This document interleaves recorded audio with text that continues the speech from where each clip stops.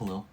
Welcome back to my witch obsession. If you're seeing this, this would be your horoscope for all 12 rising signs from July 14th through July 20th. You can watch for your sun, moon, and rising. Timestamps will be in the description box below. Prioritize your rising.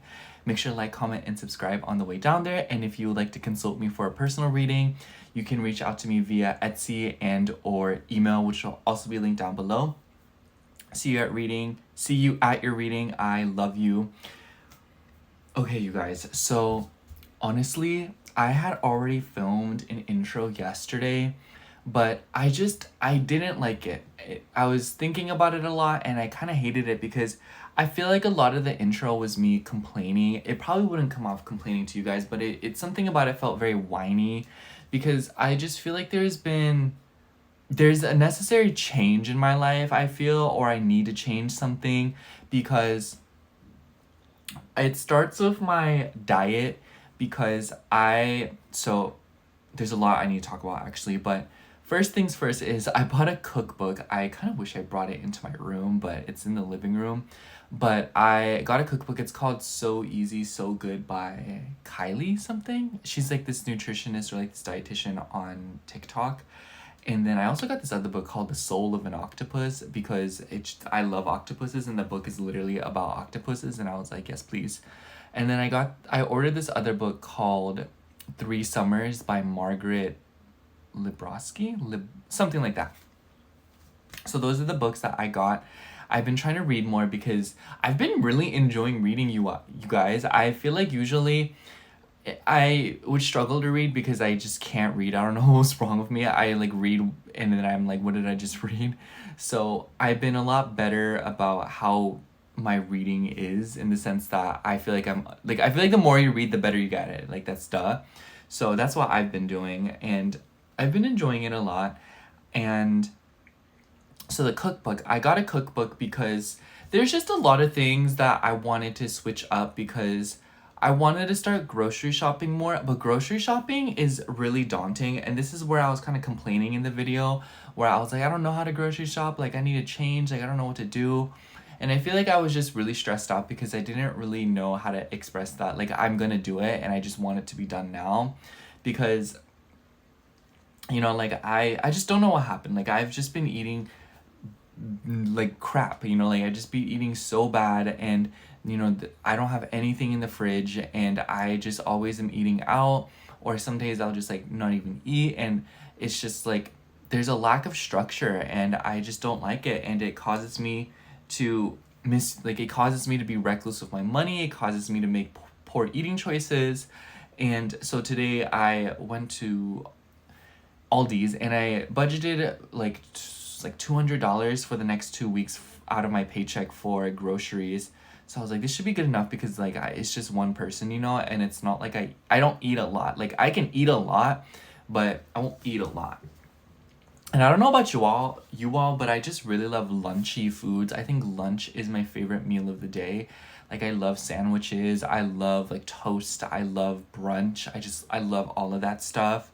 And so I've just been on the vibe of like, oh, I want to eat lunch foods, and I sometimes get insecure because it's like, why am I eating a sandwich for dinner? But it's just like, I genuinely enjoy eating sandwiches. I could eat sandwiches all day long. So yeah, and I went through the cookbook and it was a little bit overwhelming. I'm not gonna lie. It's just like, there's so many ingredients. There's so much going on. So I put like tabs, like sticky notes in the pages of the recipes that I really liked. And I wrote down a lot of the ingredients that I needed, and I went out today and I bought a lot of them. And to my surprise, it was not as overwhelming as I thought it would be. I went to Aldi's. I think I already said that, I don't know. But I really like Aldi's because it's really cheap and the environment's very calm, it's very tame, it's very clean. There was like this homeless lady in there though, like picking through the fruit and like eating stuff, and I kind of wanted to yell at her because I was like, girl, like there's people buying that, like it's not cool. Like I don't know, like that's just like, I just thought it was very unsanitary and it was just gross, like you just don't do that. But anyways, I was in Aldi's and I spent like $64.88. I used exact cash to pay for it because I have like a bunch of coins, and I want to use cash more often. I just get nervous because I feel like I'm taking up everyone's time, but I was just like, you know what, just do it. So I bought a bunch of groceries and I have the meals lined up for the next week, and then probably I'll need to go back, but at that point I feel like I'll have a groove on it and I won't have to spend as much money, because a lot of the stuff that I bought I like needed for a long term, like oil. We have like this oil and it's just not good. I don't even know what kind of oil it is. It was just not a vibe.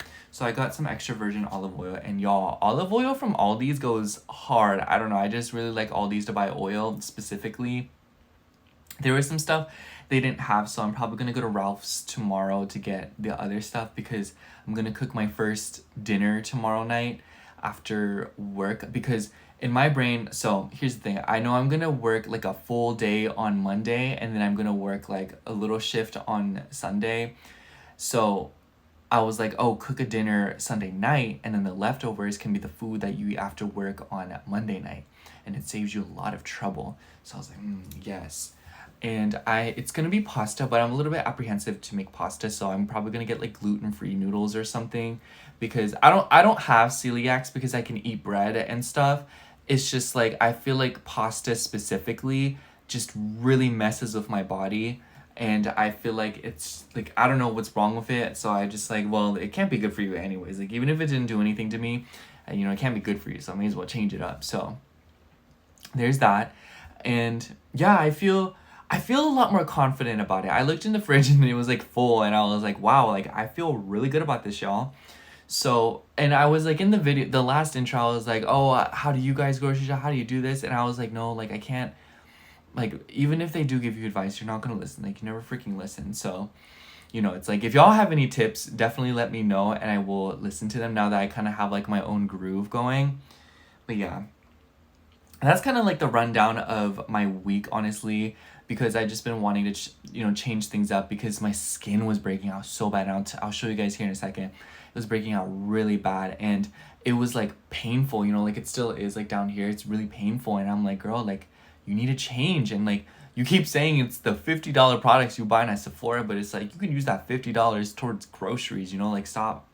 You know, and it's like I don't shame myself for it, or I try not to make myself feel guilty, because ultimately I feel like that's what keeps the cycle going. But I do recognize, I'm like, okay, like something needs to change, you know, like you're not doing good things. So, but let me tell you, so I returned something at Sephora today. Literally, this was like the 28th day that I had. So it's like Sephora has like that 30-day return policy. Literally, today's the 28th day. So it was the sunscreen. Do you remember that sunscreen that I got from Then I Met You? Girl, I don't know what was going on with that sunscreen, but it was breaking me out.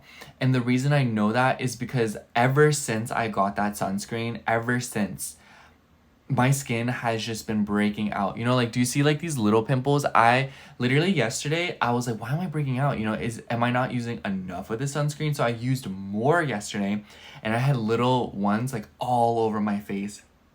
And my skin was so irritated. And like even so today I experimented. I used my Neutrogena sunscreen because I had a little bit left, and my face just felt so much better all day. And even when I was washing my face, it didn't feel as like textured and gross. So I was like, I don't know what's going on with that other sunscreen, but I can tell it's not for me, and I really don't need to be using it.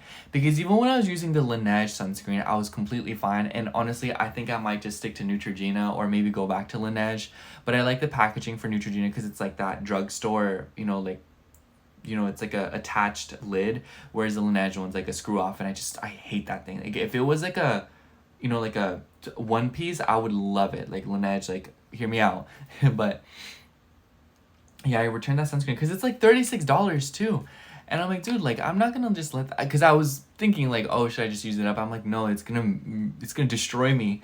And I'm like, well, I don't want to like, you know, let it just sit there. So I was like, just return it, girl. Because usually I don't return things.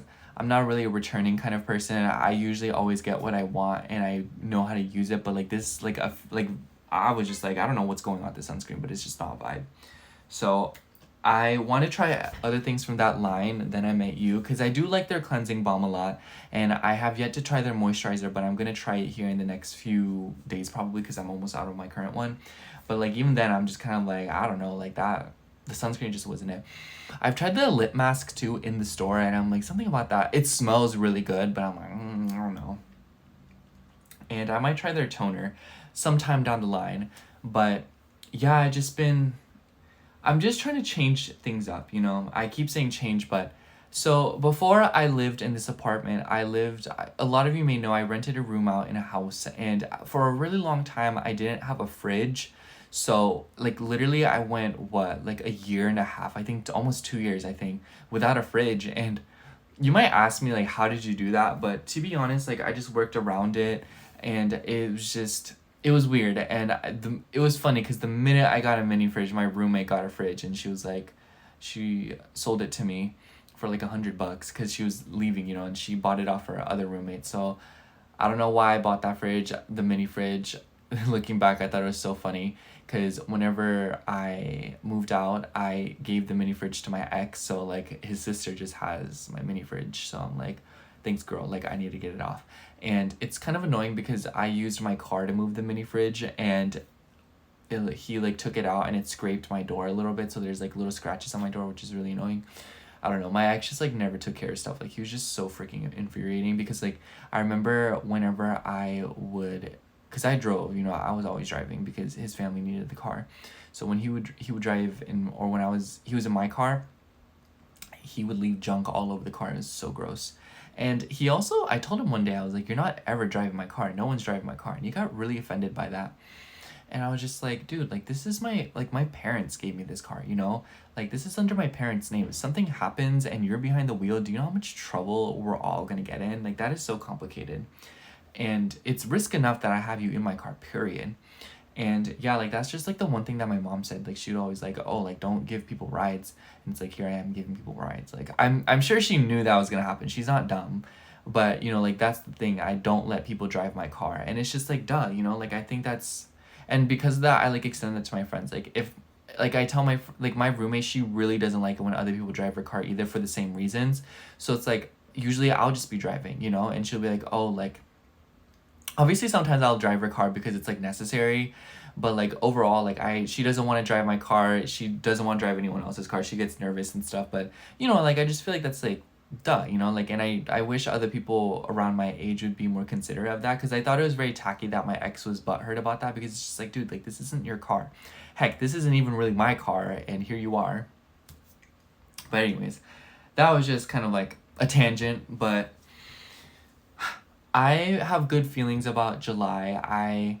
I feel like this July is a very, like a through street, you know what I mean? Like it doesn't feel like anything massive or important's gonna happen this month. It more so just feels like, you know, the usual is gonna get dealt with, and I'm like trying to stabilize, especially before my roommate comes back, and I want to, you know, like figure this out, and I want to save as much money as I can while I'm working, because I don't know how long I'm gonna have these jobs.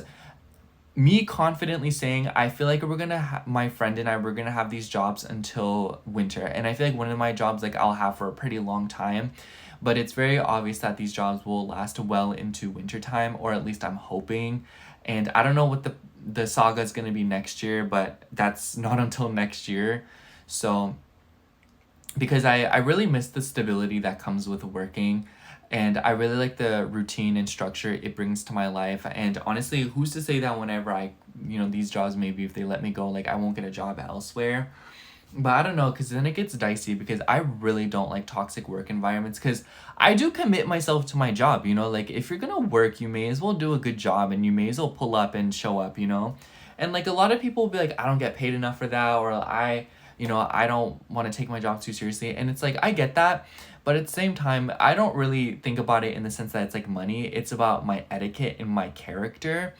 And in the sense that it's just like, if I pull up to my job and I'm getting paid to be there, and I'm acting a fool and I'm being mean to customers and whatnot, it's just like, that's just not a vibe, you know? Like, you need to just like, I don't know. And now a lot of entry-level jobs are just being taken up by robots, and then people are like, oh my gosh, no. And it's just like, girl, like you didn't even want the job. But I don't know. That's just like some random rambles about that. other than that, I feel like this week has been pretty chill. I've been talking to my friend more, the friend that I was like kind of complaining about these past few weeks. And it's been nice because since we're both working, I feel like there is a controlled environment of how much I spend time with her. And I feel like because I've been sticking to my own routines, my own hobbies, stuff I like, it's been easier to maintain progress, and it's been easier to maintain, you know, my own life instead of feeling kind of like sucked into her life, doing whatever she wants, you know? So I really like that about working as well, where I feel like I'm able to like create boundaries for myself and the relationships around me. And you know, it's not like she never like she respects me, and it's just like, but I just have really hard time saying no to people, so something I need to work on with time. But I was also sleeping in my friend's room the other day. I don't know, I told her, I was like, I'll enjoy your rent for you while you're gone. But she comes back next month. And I feel like this, I don't know about you all, but that Capricorn full moon was really uncomfortable. I don't know what it was about it, but there's definitely something going on with it. And I'm kind of glad that we're past that. I'm pretty excited for the new moon in Leo, and even for the full moon in Aquarius next month. I feel like that full moon's gonna definitely be a little bit all over the place. I feel like at that point I'm gonna have to get my oil changed because it's gonna be my third house. Every time I see stuff going on in my third house, I'm like, oh, something about my car. But yeah, I'm excited for this new moon that's coming up in the next few weeks. And I'm actually kind of excited for this Mercury retrograde too. I feel like it'll be like a nice saga. And then Venus is going to go into Cancer. I'm going to love Venus in Cancer, y'all. I'm just saying, like, Venus in Cancer is going to be really fun. But usually I have stuff to show you guys that I bought, but I didn't really buy anything last week besides books. And I don't know, like, I only got books, and I ordered that one book that I told you about. And oh, there was this Mexican vendor down the street, and he sells flowers. He's just this little old man, and he's so sweet. And I always go to the car wash that's right next to him, but I never have cash on me because, you know, like, I just wouldn't carry cash. But now I want to carry cash. I feel like it's a lot more comfortable for me. But I've been carrying cash, and I pulled up, and I was at the stoplight, and he was like holding the flowers, and I was like, how much? And he says 10. Girl, that bouquet was nice. It's in my living room. It's like lilies, it's daisies, it's these like bluish looking flowers. I don't know what they're called. And then there's roses in there and a sunflower. And I was like, dude, like, if I bought this at a grocery store, it'd be like $14. So I was like, hell yeah, give me that bouquet. Like, I'll give you $10. And then, yeah, and I want to support him too because, you know, like, with all the stuff going on in LA, I just want to make sure that, like, you know, like, he's safe, and, you know, I just love seeing him, and I hope he's doing okay. But yeah, I'm definitely gonna frequent that spot now because $10 for a bouquet, that is stupid ugly cheap. Maybe I can get stuff at Trader Joe's for like what, like $4.99, but it's like it doesn't have like that variety, and like he makes the bouquets, so it's just like, I don't know, there's just something about that feels very sweet. And yeah, I love him. And I would always say no because, you know, I wasn't carrying cash, and, you know, we can't wrestle with a car in the middle of the stoplight, but now I am, so that's exciting. But anyways, yeah, I'm just trying to do better this week, and I hope you all are doing well too. I don't know, last week just felt like a blur. All I did was like work and read and do reading, so I'll see you at your reading. I love you. Comment your favorite fruit or vegetable in the comments if you watch the whole ramble. And if you feel like explain why that is your favorite fruit or vegetable. And I'll like read them. I always read the comments. Not all the time will I interact with them, but I always read them. But anyways, I love you. See you at your horoscope. Okay, starting out with Sagittarius rising. So hello, Sagittarius rising. If you're seeing this, this will be your horoscope for July 14th through July 20th. Pardon the setup and the background noise. It is so hot where I am, so I have like a little bit of a weird vibe going, so I don't get all hot. Anyways, you're gonna hear the fan. But anyway, Sagittarius, I actually feel like the energies this week for you are working a little bit more harmoniously than other signs, because to me the highlight of the week is definitely Mercury stationing retrograde right on, I think it's like the 18th. And this will be in your 9th house, which is a house that you are familiar with. And I feel like this is really important because we see a lot of mercurial energy in the sky. As I said last week, we have Uranus, Venus in Gemini, and Mars in Virgo with the South Node. So I want to point out this Mars and South Node conjunction too, because it'll exact next week. Not this week, but the week after. And so I want you to keep an eye out for that, because I feel like a lot of Sag risings are going through a lot of changes with their career and work right now. It kind of seems like everything seems to boil down to your work, your career, and other people in some way, shape, or form. You know, it's like it definitely seems like you want to be independent and you want to do things on your own, but I kind of still feel like there is a need for other people in some way, shape, or form.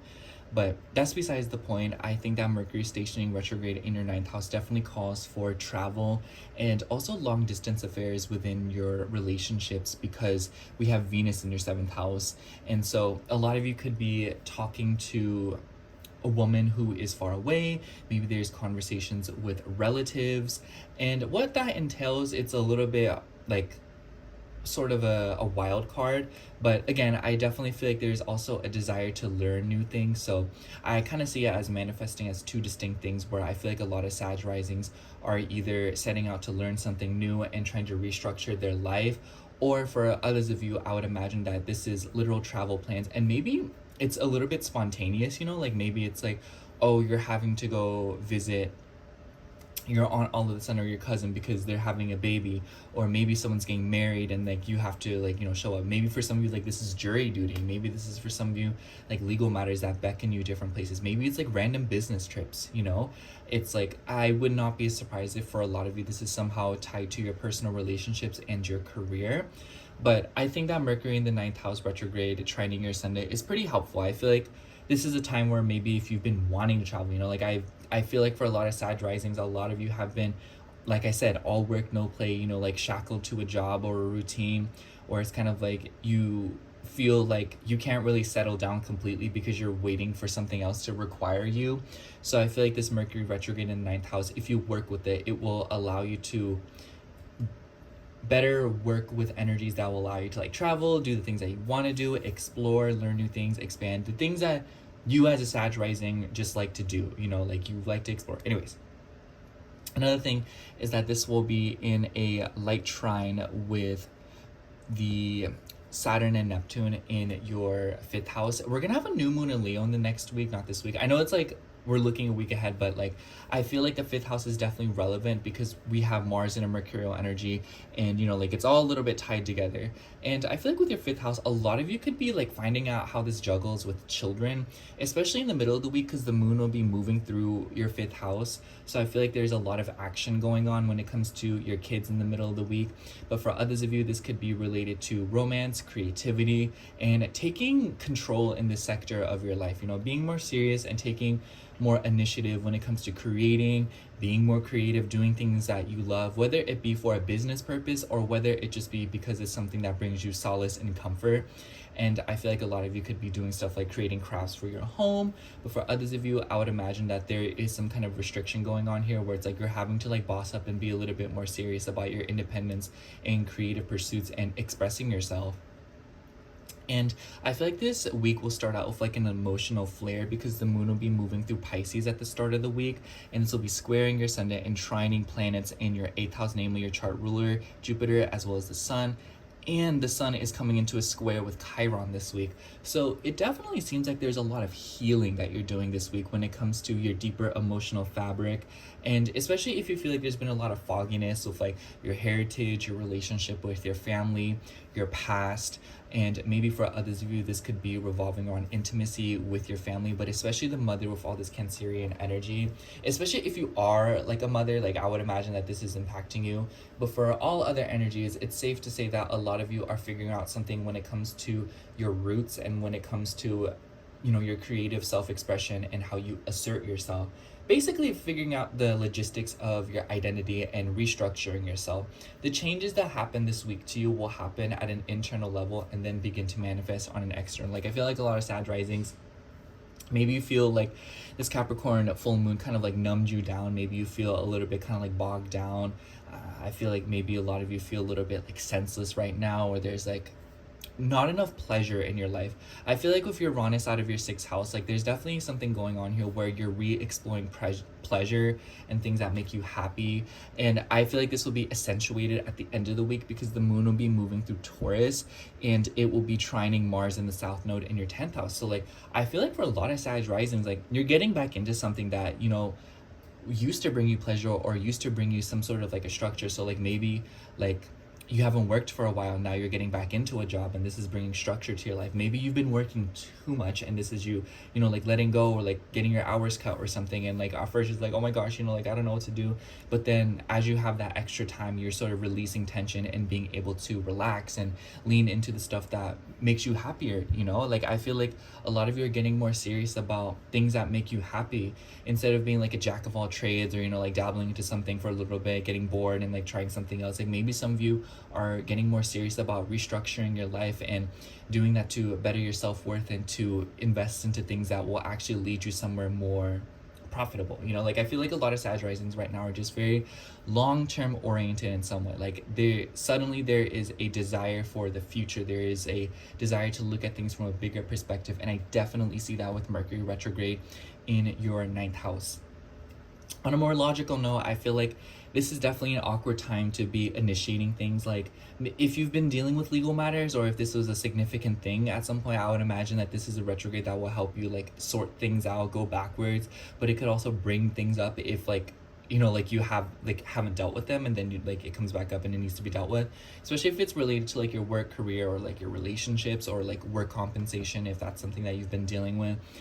A lot of you could, this is just not a good time to plan travels. I feel like if you are trying to, like if you just recently transpired new travel plans, I think that this retrograde will help you work out the logistics, you know, like for example, like if your passport's expired, or if you need to change something about your miles, renew your driver's license, things like that. This is a really good retrograde to do something like that, especially with the ruler, the sun, you know, in your 8th house. So it's good for sorting out the financial logistics, especially like say you're trying to travel and you have kids and their passports are expired, or you're having to invest money in that.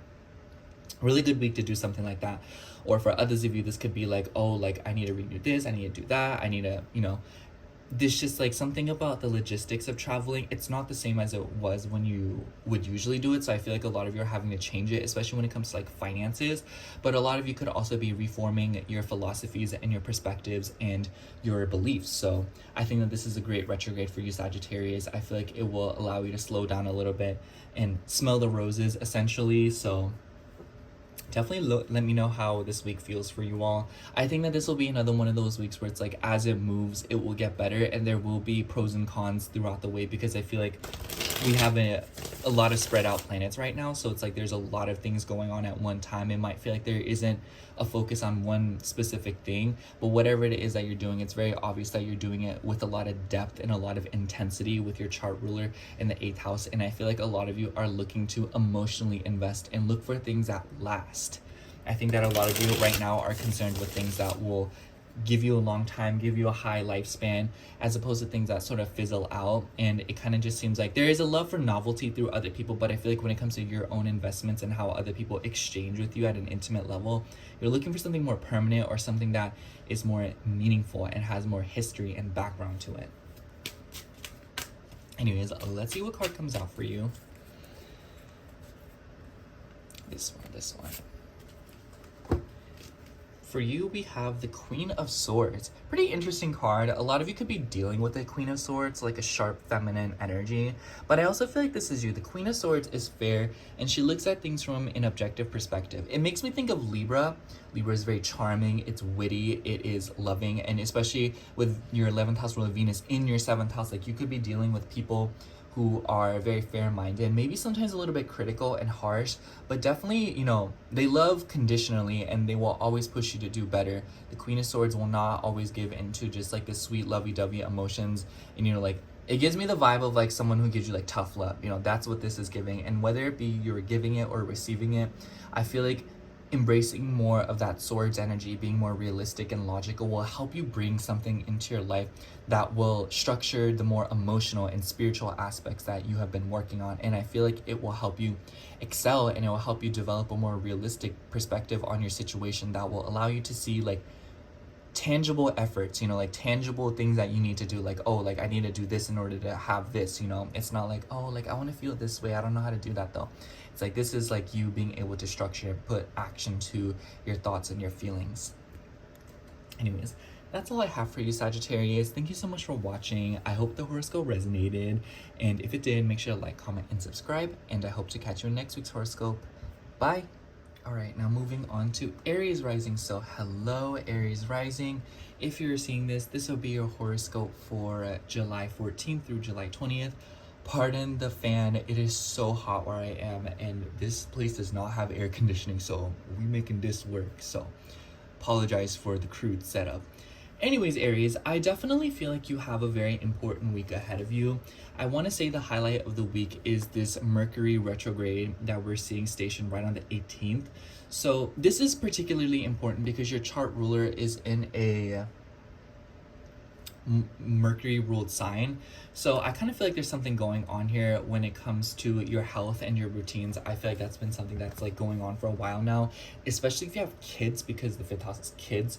But just overall, I kind of just feel like this Mercury retrograde in the 5th house, like this makes me think of getting back to the stuff that you love, you know, reading back up on things and doing things that you appreciate. The 5th house makes me think of joy, risk taking, and I feel like Mercury being here, there is a desire to consume fun and excitement, you know, reading, learning new things. And with Mars in your 6th house, I feel like this is something about wellness, how you can improve the efficiency of your life. How can you do more, or how can you do less to get more out of it? I feel like a lot of you are very focused on maximizing your lifestyle right now, and it seems to be related to your health and your day-to-day schedule, especially if you have like little responsibilities or big responsibilities, you know, like a day job, a child, a dog, or favors to fulfill from other people, or if you're like caretaking in some way, shape, or form. I could see that with Saturn in your 1st house. Like maybe you're having to like take care of your grandfather, your grandmother, you're having to nurture someone, or you're having to assist someone with something.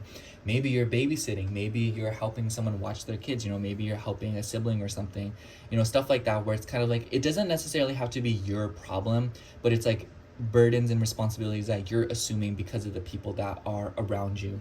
And I feel like this will definitely reach an all-time high in the middle of the week, because the moon will be moving through your 1st house, and then it will be coming into conjunction with Saturn, Neptune, Chiron, and Chiron and the sun are squaring each other this week. So this is a big energy, and I want to say, I think that you should really take care when it comes to things revolving around the home and your family. I feel like this Chiron sun square is going to be a little bit uncomfortable, especially when it comes to like communication.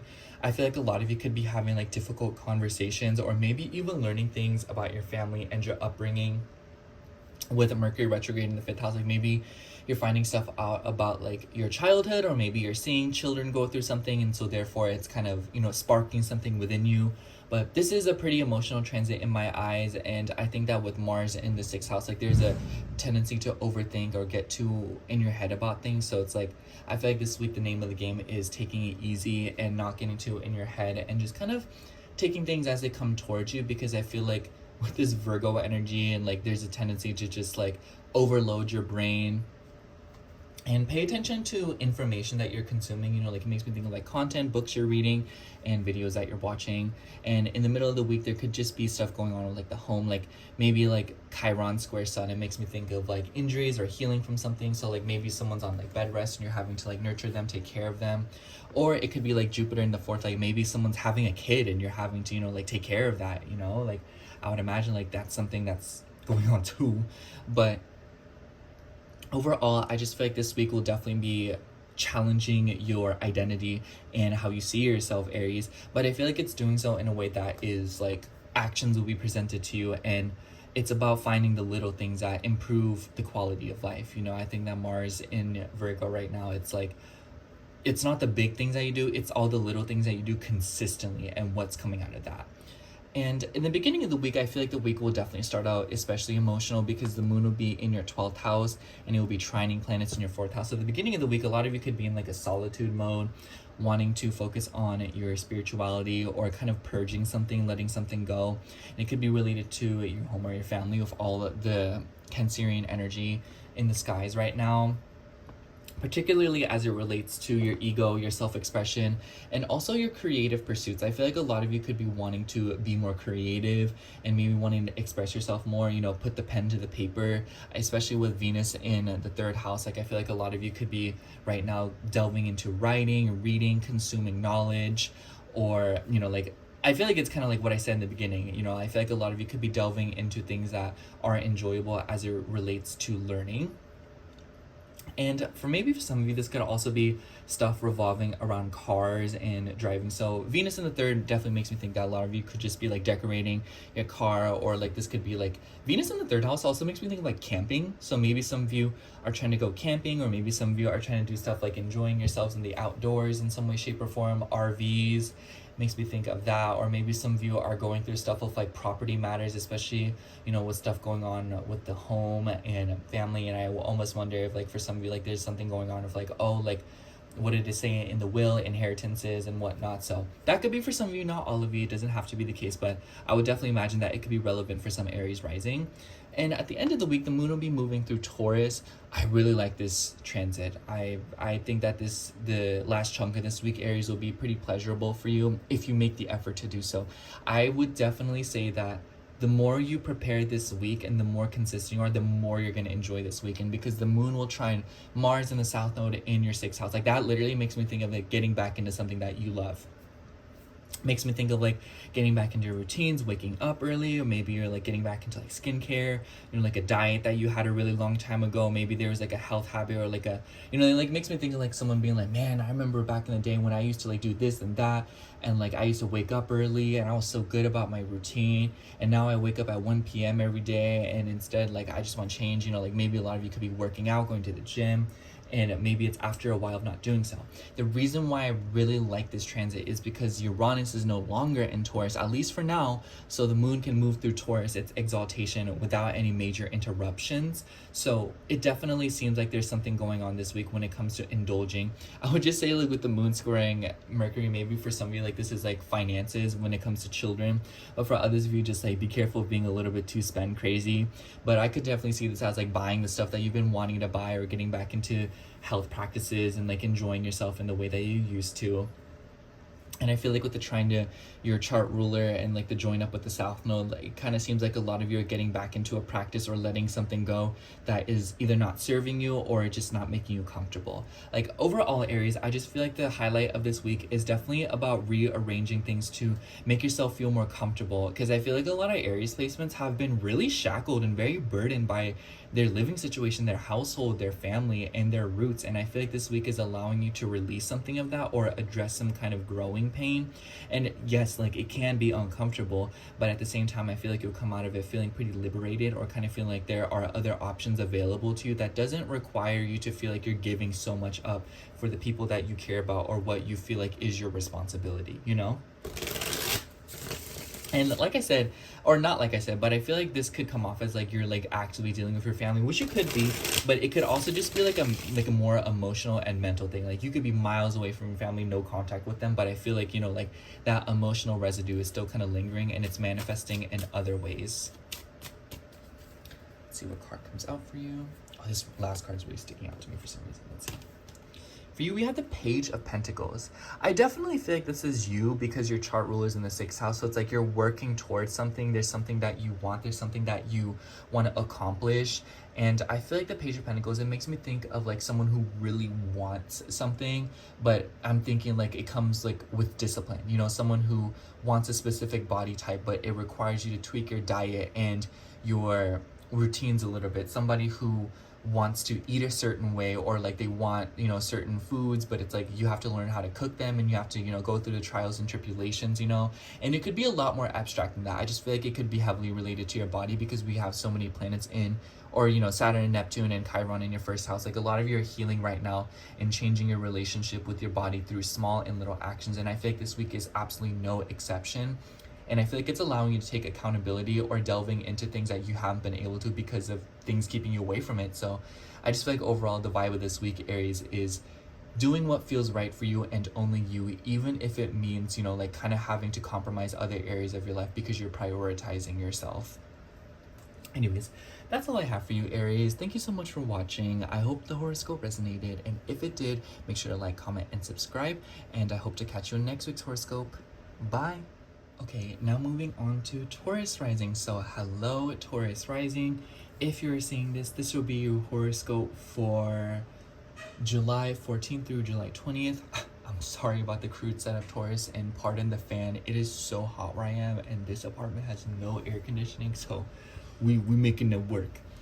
Anyways, Taurus, aside from the PSA, I feel like this week for you will actually be, it will feel a little bit more rewarding in a unique way, because we're going to see the moon move through your sign. And I like this for you because we finally have Uranus out of your first house. So it's kind of like you're stabilizing more and you don't feel such an inclination to experiment and change things up for no reason.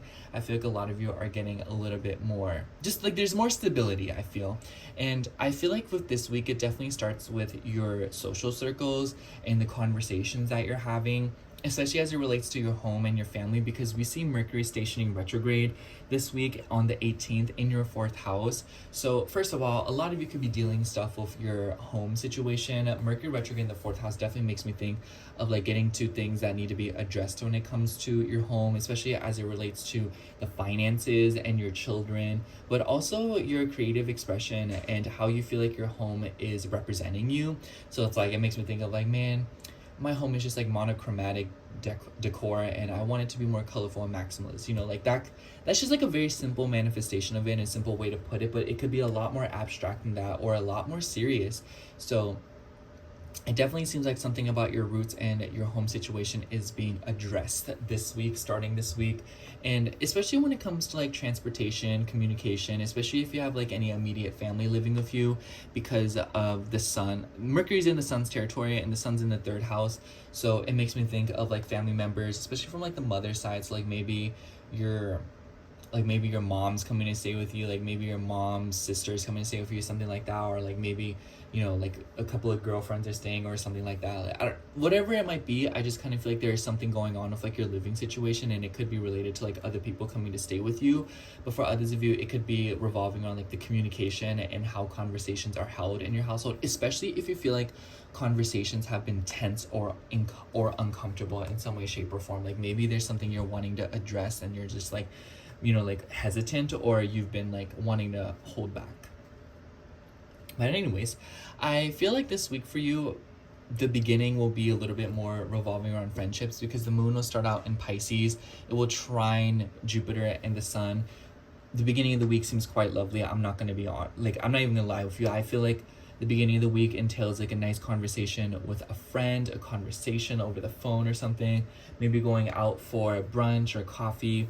The moon will oppose Mars in Virgo, so it's kind of like, I feel like the vibe here is like, don't think about it too much, you know, like maybe your friend's like, oh, like, hey, do you just want to go out for coffee? You're like, ooh, like, I don't know if I should be doing that. Like, is this the vibe? Like, oh, like, I don't know, I've never been here, you know. So it's like, I encourage you to be a little bit more loose in the beginning of the week, Taurus, because if you do, communication and words and transportation and little adventures will flow so much more easily, and I feel like you'll really enjoy that energy if you take it easy.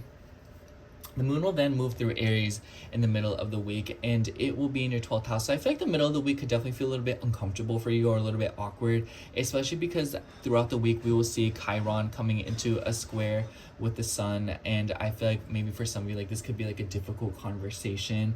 Maybe you're having a very healing conversation. Maybe you are going to therapy. Maybe you are scheduling some sort of an appointment or consultation that will bring you healing to your subconscious, or maybe like this is a health thing that has gone unbeknownst to you. And like, you know, like I see this as like what, oh my gosh, I've been getting like really bad headaches, and I thought it was just because like I've been doing this. And then like, you know, you go to a doctor and they're like, oh no, it's not that, it's because of this, you know. So it's like you can just like stop that and then you'll be fine, you know. So it's like maybe a lot of you are like dealing with like a health concern or something, and maybe you think it's a lot more serious than it actually is. Or, you know, like maybe something is a little bit more serious than it is, and it's like, okay, like I need to get treated for it, I need to change something about it.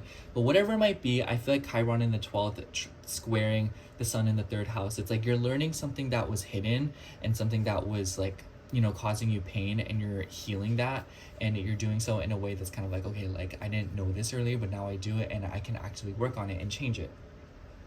And then the moon will be moving through Taurus, your sign, at the end of the week, which I really like for you. Like I said, it's gonna trine Mars and the South Node in the 5th house, and like low key, like this makes me think of like getting back into something that you really love, you know, maybe having like, maybe going through like some sort of like a karmic letting go, or like a release when it comes to your children, or like your emotional body when it comes to self-expression.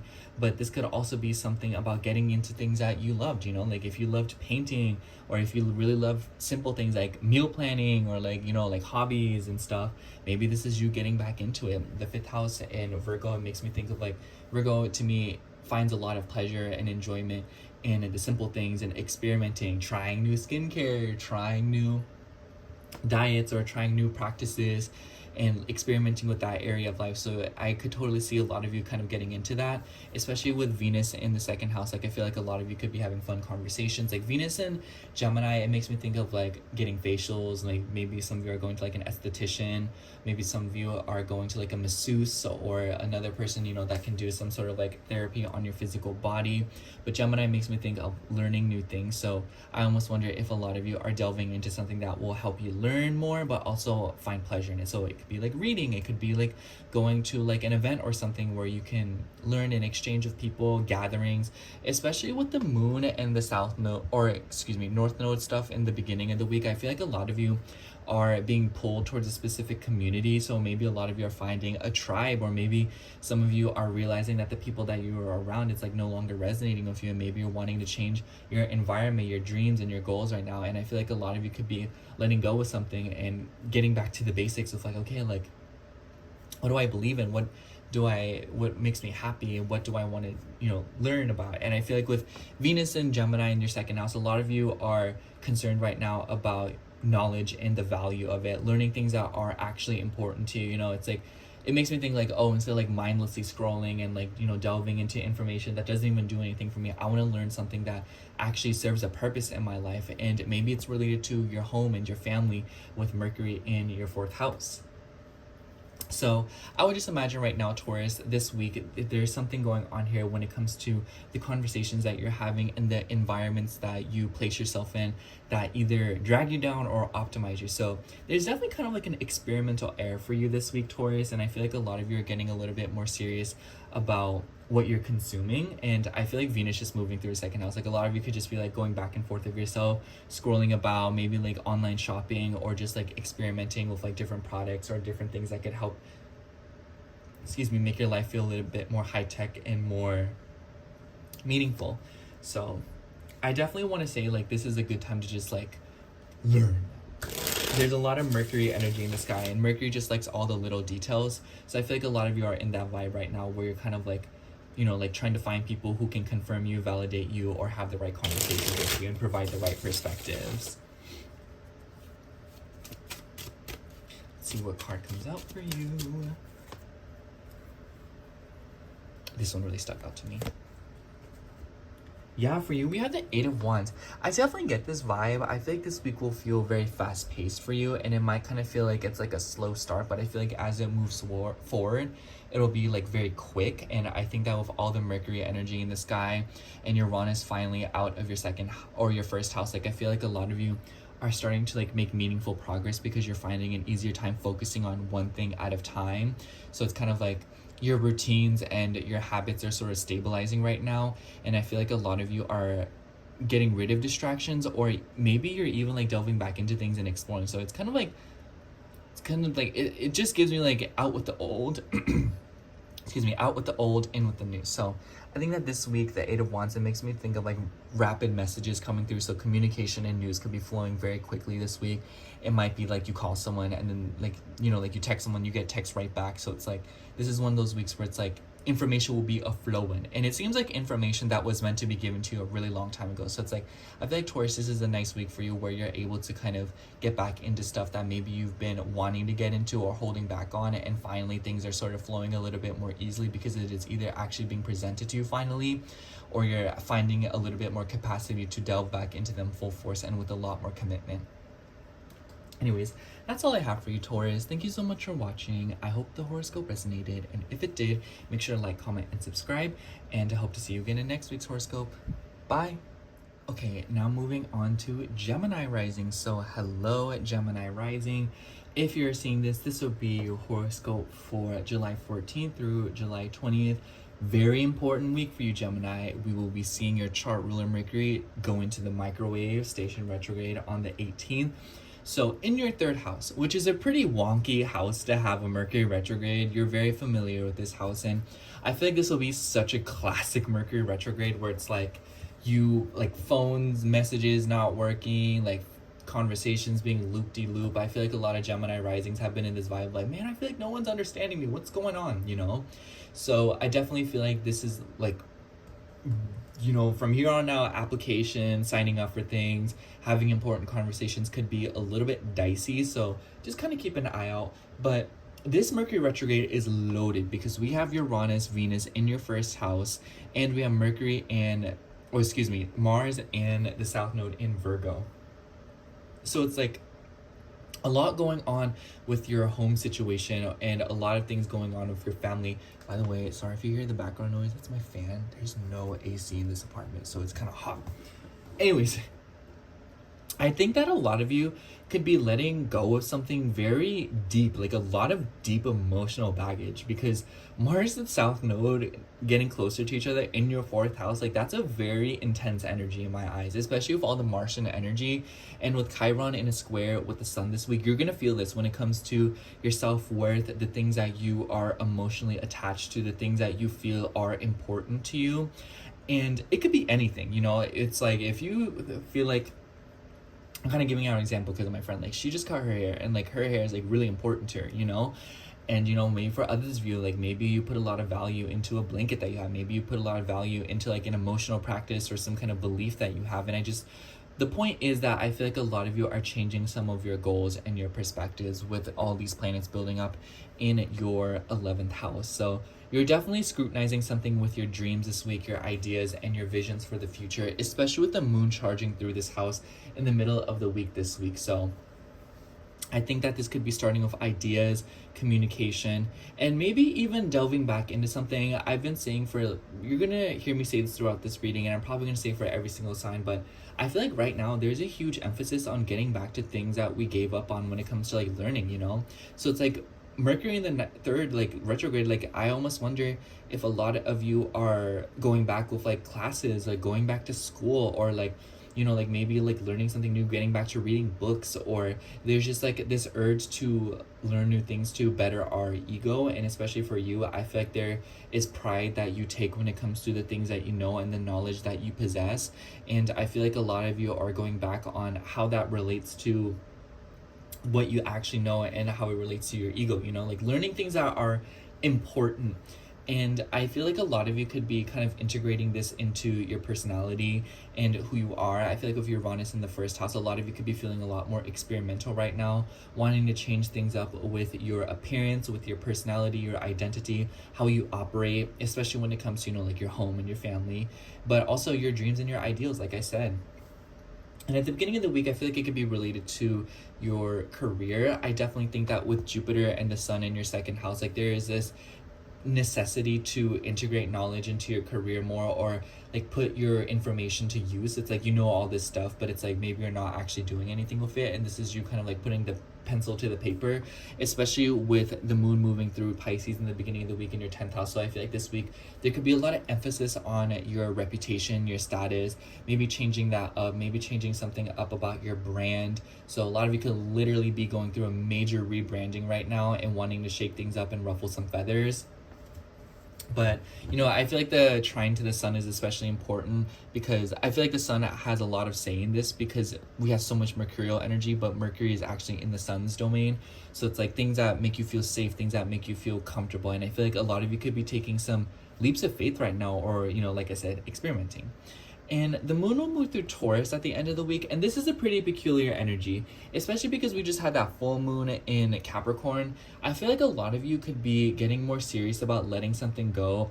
Taurus in the 12th house makes me think of like your comforts, your security, and, you know, finding solitude in being by yourself and being able to rely on yourself. And I feel like with the full moon that we just had in your 9th house, like there's something about like your philosophies, your beliefs, and your takes on life, honestly. Like it could be as deep as that. But there's definitely something about, you know, like I said, what you find important and what you feel is important to you, and how you are sort of integrating this into your spiritual practice and trying to bring more structure to that area of your life. I also think that Mercury retrograde in the 3rd house with the sun in the 2nd, maybe some of you are also moving back and forth with like financing a car or refinancing and moving your money around, like banks. So a lot of you could be changing banks. A lot of you could be investing your money a little bit differently, especially with the sun in Cancer. Like maybe some of you are investing money into property, into homes, or maybe some of you are pulling money away from that sector of your life and kind of changing it up. I feel like with Uranus and Gemini, we're going to see a lot of emphasis on like mobile homes, or, you know, like functional homes that you can move around, like renting and stuff. So maybe some of you are investing into that. But overall, I would definitely say that a lot of you could be moving back and forth of like the financing of your car, your property, and how that relates to your family, and whether or not you receive funding from your family, or it could just be that, you know, like the car needs an oil change, so that could be the very least of it. But the very most of it, I would imagine that this could also be something about the funding of an educational program and learning something. I think that with your 5th house ruler in your 1st house Venus, like a lot of you could be on one hand, I see this as like you're expressing yourself more and like the way that you dress and you present yourself. But on the other hand, this could also be that a lot of you are investing resources and energy into your children and their education, what they're learning. Or it could be that a lot of you you're dealing with children from extended family, you know, like especially because Venus will be sextiling Mercury in your third house. It makes me think of like, oh, you're like looking after your nieces and your nephews, and you're like, you know, spending time with them. Or it could be that you're seeing your cousins, or you're just, you know, like, especially with the full moon that just happened in your 9th house. So like maybe there's like been stuff of like marriages, or like new family members, or like news about children. So a lot of you could be, you know, like dealing with that and like spending time with your family more, especially with Mars in your 4th house. So there's like significant effort when it comes to your family and the future of it and your dreams and ideals about it. Like I feel like a lot of you could be getting serious about your own household and your own family, you know, especially if you're around a bunch of people that have kids and you're kind of like, oh, like what about me, you know? But for others of you, it could be like, oh, like no, I don't want that for myself. But whatever the case might be, I feel like a lot of you are getting a lot more future and goal oriented when it comes to your identity and what you want to do, as opposed to, you know, being around people being like, oh, like I want to do what they're doing, you know? Like I feel like a lot of you are questioning yourself. It's like, okay, well, what am I capable of? You know, what can I do, and what can I experiment with, and what can I learn? And essentially, Gemini, I feel like the vibe of this week is that a lot of you are putting your knowledge to the test, you know? It's like, you know as much as you do, so it's like, what can I do with this? How can I apply it? And how can it help me get to where I want to be? Here's, let's see what card comes out for you.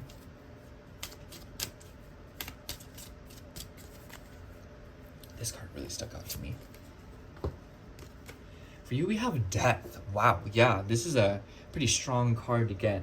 I definitely feel like I was actually thinking about Jupiter a little bit, because Jupiter is the ruler of your 7th house, and also the full moon that, oh my gosh, I'm so sorry, you had the full moon in your 8th house.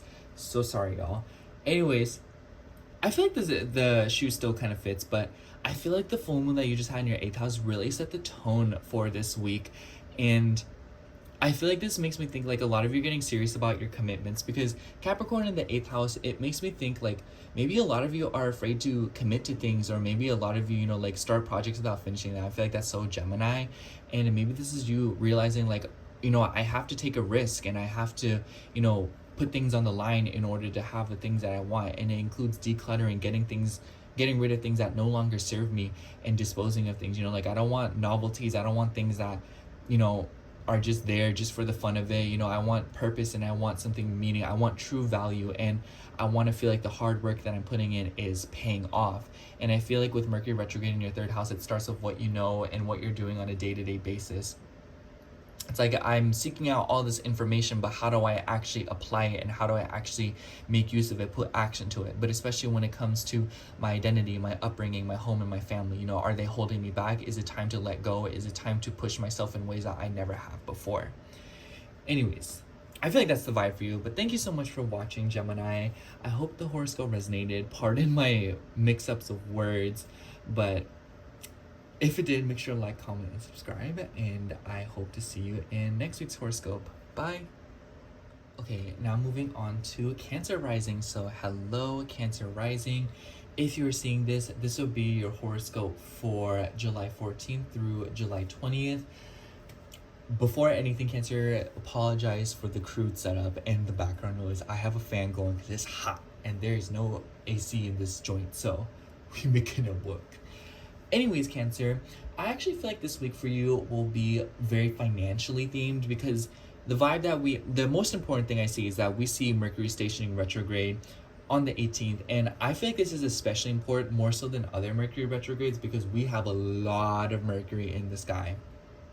I said this before, you know, Uranus, Venus, Mars, the south node. So Mercury retrograde starting in your second house, I definitely feel like this is a lot about your money and your self-worth and your values, essentially what you feel is important.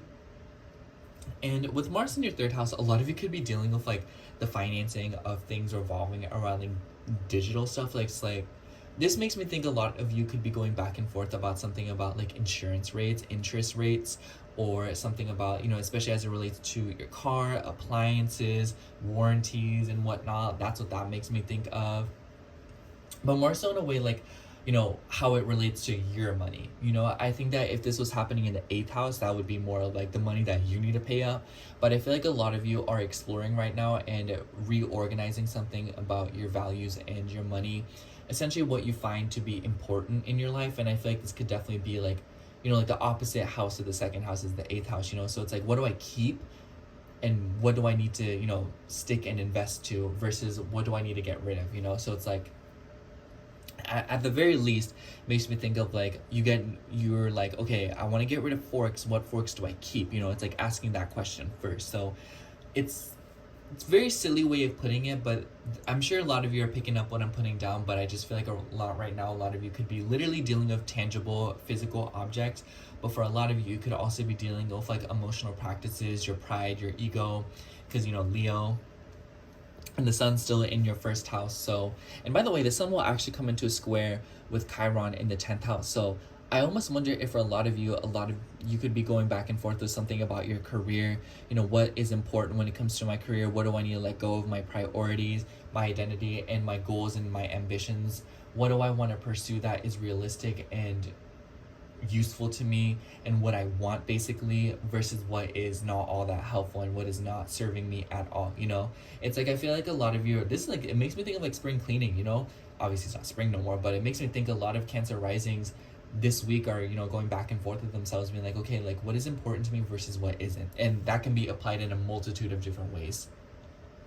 But there could also be something about like educational practices or something about like knowledge you're consuming. I especially think that with Venus moving through your 12th house, Venus ruling your 11th house as well as your 4th house, like this could be related to your home and your family, but also your friends, you know, like essentially like what is emotionally important to me, you know, what do I feel really attached to, what do I feel like is valuable to me, you know? So it's like, I keep comparing things to like material things, but it's like, say you have 2 pairs of socks. One pair of socks you've had since you were like 3 years old, and the other pair of socks is just like a really nice pair of socks, you know? It's like, which one is more valuable to you? You can only keep one, or like, you know, if not, like you have to change something. So it's like a lot of you could be dealing with something like that in your life right now, where you're realizing like, okay, like who are my real friends?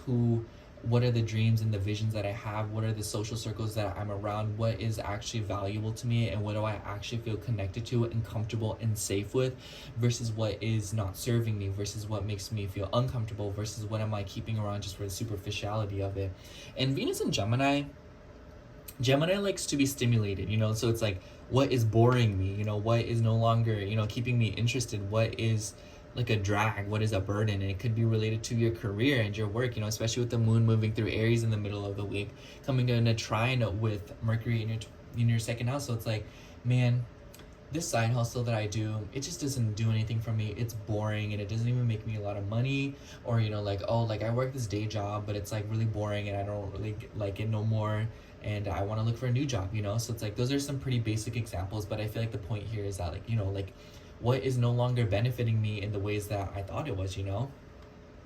It seems to come back and forth with like stimulation or the money. So it's like you have a job, like you got it and like you didn't really care about the pay, you just did it because it was fun, and now you're kind of like, oh well, like now the purpose of it is like dead, you know?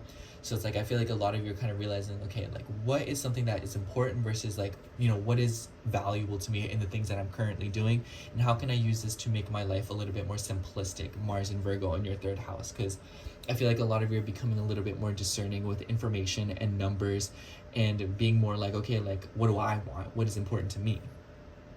And the moon will start out in Pisces at the start of the week, so I definitely feel like this week will start out a little bit easier on you than compared to other signs. But as the week progresses, I would imagine that more pressure will be applied, especially the middle when the moon's moving through Aries with the conjunctions to Saturn and Neptune. So I feel like a lot of you, this could be related to your relationships and the people that you're around. You know, it makes me think like, oh, I just work this job just because of my coworkers, and now they're not here, so I'm like, no, I just don't want to work this job, you know?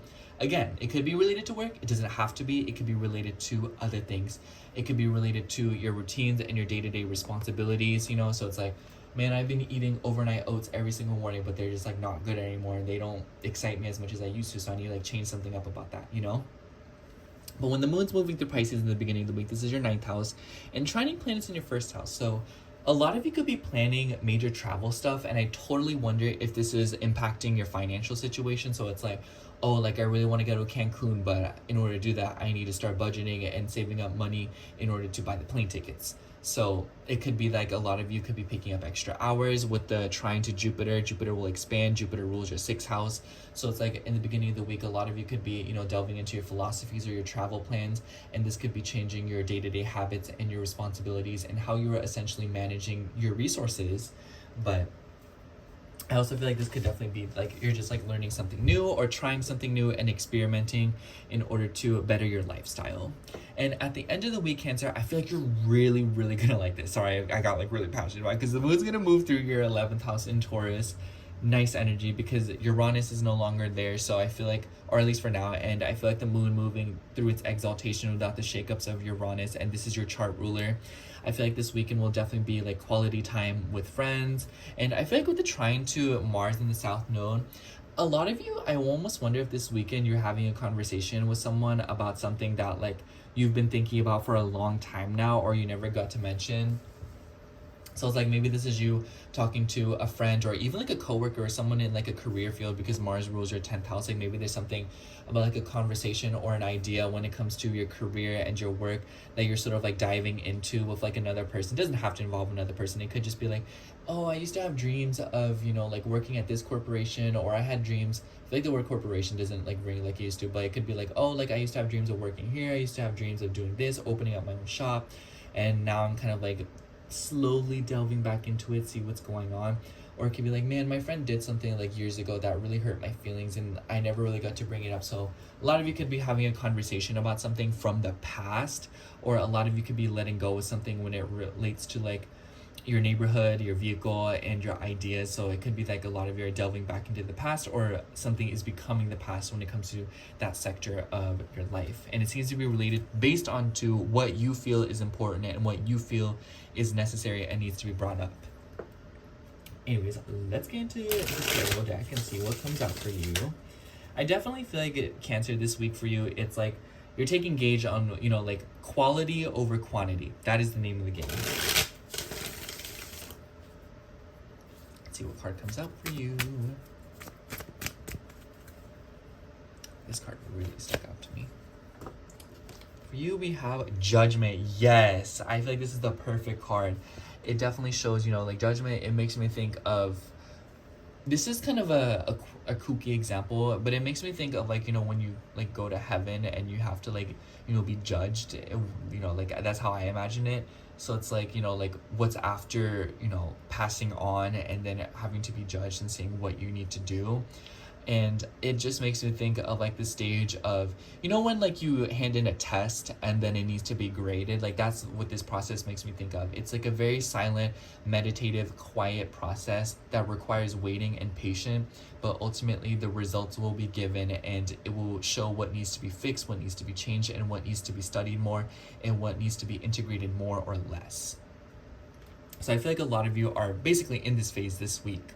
But anyways, that's all I have for you, Cancer. Thank you so much for watching. I hope the horoscope resonated. And if it did, make sure to like, comment, and subscribe.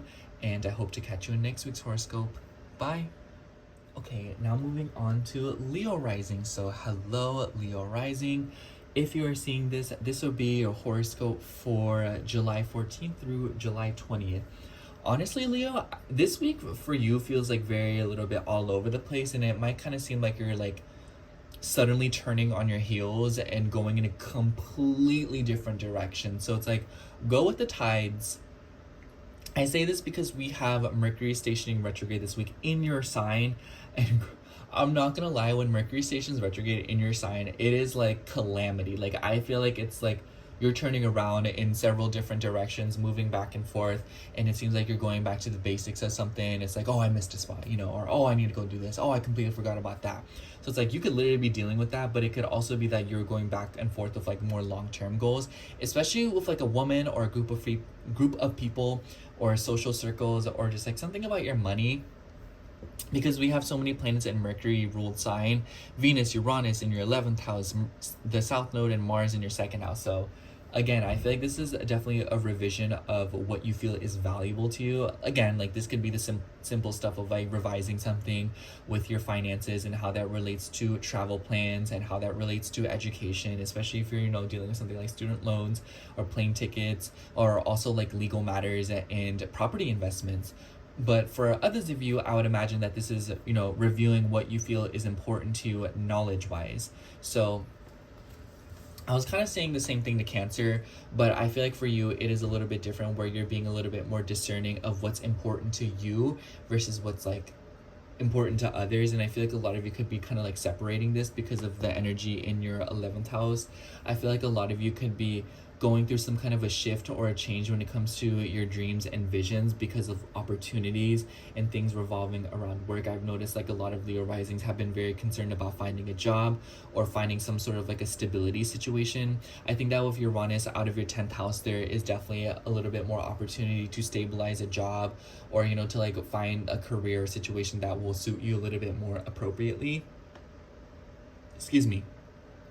And I feel like with, you know, Saturn in your 9th house, Saturn ruling your 6th house, a lot of you could be stabilizing more routine, and maybe through like travel plans, but also through educational goals. I feel like a lot of you could be receiving a lot of benefits in some way. But I also want to say that Chiron and the Sun are in a square this week. So it's like there's a lot of layers to this week, because on one hand, I feel like a lot of Leo risings are getting very serious about their routines and their structure, what's important to them. You know, it's like what practices aren't serving you. You know what I'm saying? It's like, oh, like what budget practices or what, you know, things do I do every day that don't serve me? You know, it's like, oh yeah, like I used to really enjoy getting a pastry every morning, but now I don't even like the pastries and it just like drains me financially. I need to find a new way to enjoy and indulge and have fun. And I feel like, you know, what's exciting to you is essentially measuring what is important to you. But I feel like this time around, Leo, I feel like the advice that I want to give you is don't lean so much into mental stimulation as a means to decipher what is actually important or what is actually good for you, because you might find yourself, you know, like on like a loophole where you're trying to constantly look for things that stimulate you as opposed to looking for things that last. But I think that Mars in Virgo is definitely helping you do that. So I feel like right now a lot of you are just going through like a trial and error when it comes to experimenting in your life, when it comes to like knowledge, what you know, and how you can kind of integrate this into your persona, your identity, and what you're doing with your life. The middle of the week definitely entails this, because I feel like with the moon moving through Aries in the middle of the week, coming to conjunction with Saturn and Neptune, trining Mercury in your first house, I feel like a lot of you could be going back on something, especially with like travel plans. So a lot of you, like I said, could be traveling, but this could also be stuff revolving around property matters and how that relates to your financial situation. But for others of you, I think that this could definitely be something about like schooling. I've noticed a lot of Leo risings have just been like wanting to learn more or like wanting to experience something more. And it seems like you are very focused on the big picture right now. And I definitely feel like the middle of the week will kind of like put a lot more emotional emphasis on that. And I feel like with Chiron and the sun squaring each other over your 12th and your 9th house, like this seems to be something related to your upbringing, your home, your deeper emotions, you know, how you really feel. Like I feel like Leo, you're doing something right now because you feel like you have to, or doing things right now that are important to you. But I feel like Chiron square your chart ruler, it's giving like, how do I really feel and what is actually important to me? You know, what are my real feelings on this, and how can I, you know, shift my mindset accordingly, and how that influences what I want to learn and what I want to pursue. You know, like it makes me think of like, oh, like I want to go back to school to get my master's, but like how do I really feel about that? What would actually make me feel safe and secure, and what would actually make me feel nurtured and taken care of? How can I better myself and learn new ways to nurture myself and basically, you know, mother yourself? So I feel like this could directly be linked to your mother, but this could also be related to your identity as a mother. But this could also just, you know, like something about motherhood and nurturing yourself and being kinder to yourself, and how that relates to your bigger ideas and your hopes and your desires. And the moon will start out in Pisces at the beginning of the week, and this is a pretty nice energy because it will trine Jupiter and the sun in your 12th house. So I definitely feel like the beginning of the week could elicit transformation through letting go, going with the flow, and being a little bit more watery and a little bit more sensitive and receptive. So I feel like the beginning of the week could definitely, you could be feeling very sensitive, very emotional, especially with the opposition to Mars, you know, when it comes to like, oh, like what's important to me? What do I value? How can I be of use to the people around me? How can I be of use to myself? How can I maximize my productivity? How can I be more prolific? And, you know, developing different philosophies and beliefs on what it means to productive and what it means to develop a job well done. Or, you know, like at the end of the day, you know, like looking back and being like, okay, like what did I do today that was productive, and what do I feel like did I do a good job on? You know, Saturn in 9th house ruling your 6th house. So I feel like a lot of you are going back and forth of yourselves about like your self-worth and how you can be useful to yourself or even the people around you, because Mars does rule your 4th house. So it's like, oh, like what services can I do in the name of my family or for my family? So a lot of you could be trying to, you know, like wrestle with something like that, especially as it relates to your identity or relationship with your mother and your childhood. One of those two things or both. The moon will move through Taurus at the end of the week, which I really like for you, Leo, because I feel like I said, a lot of you could have been dealing with like a lot of unstable job and work and career stuff. But don't be fooled, Leo, because I feel like going into what you're about to go into when it comes to your career, like the next phase, you're really a jack of all trades and you possess a lot of knowledge and information when it comes to the career field. So I feel like this weekend, a lot of you will find a lot of security and a lot of pleasure with work. I think that with the moon in Taurus trining Mars in the South Node in Virgo, I kind of see this as like, man, like I forgot how good it felt to be appreciated at work, or man, I forgot how good it felt to, you know, like do a job that I like. Or, you know, like maybe some of you are working on providing services for people, or maybe some of you are like doing something that's just going to help another person, and you're just like, wow, like I forgot how nice that is. So it makes me think of like, say you used to work at a massage place, you know, where you used to like give people massages, and then you've like long quit that job, and then like one day you just like give a massage to a person, and then like this makes me like this weekend, and then you're like, oh my gosh, like I really appreciate it. Like that was really amazing, like you're really good at this, like what did you, and then you're like, wow, like I forgot how great it felt to, you know, like do something like that and be appreciated for it, you know. So I feel like a lot of Leo risings throughout the course of this week, you're kind of revisiting things or getting back to things that you used to enjoy, or it could be that a lot of you are stumbling over your identity. Like honestly, Leo, just be careful of having conversations being misinterpreted or some kind of weird loopholes. Keep all receipts, whether it be text messages, whether it be e-receipts, whether it be literal receipts for stuff you bought.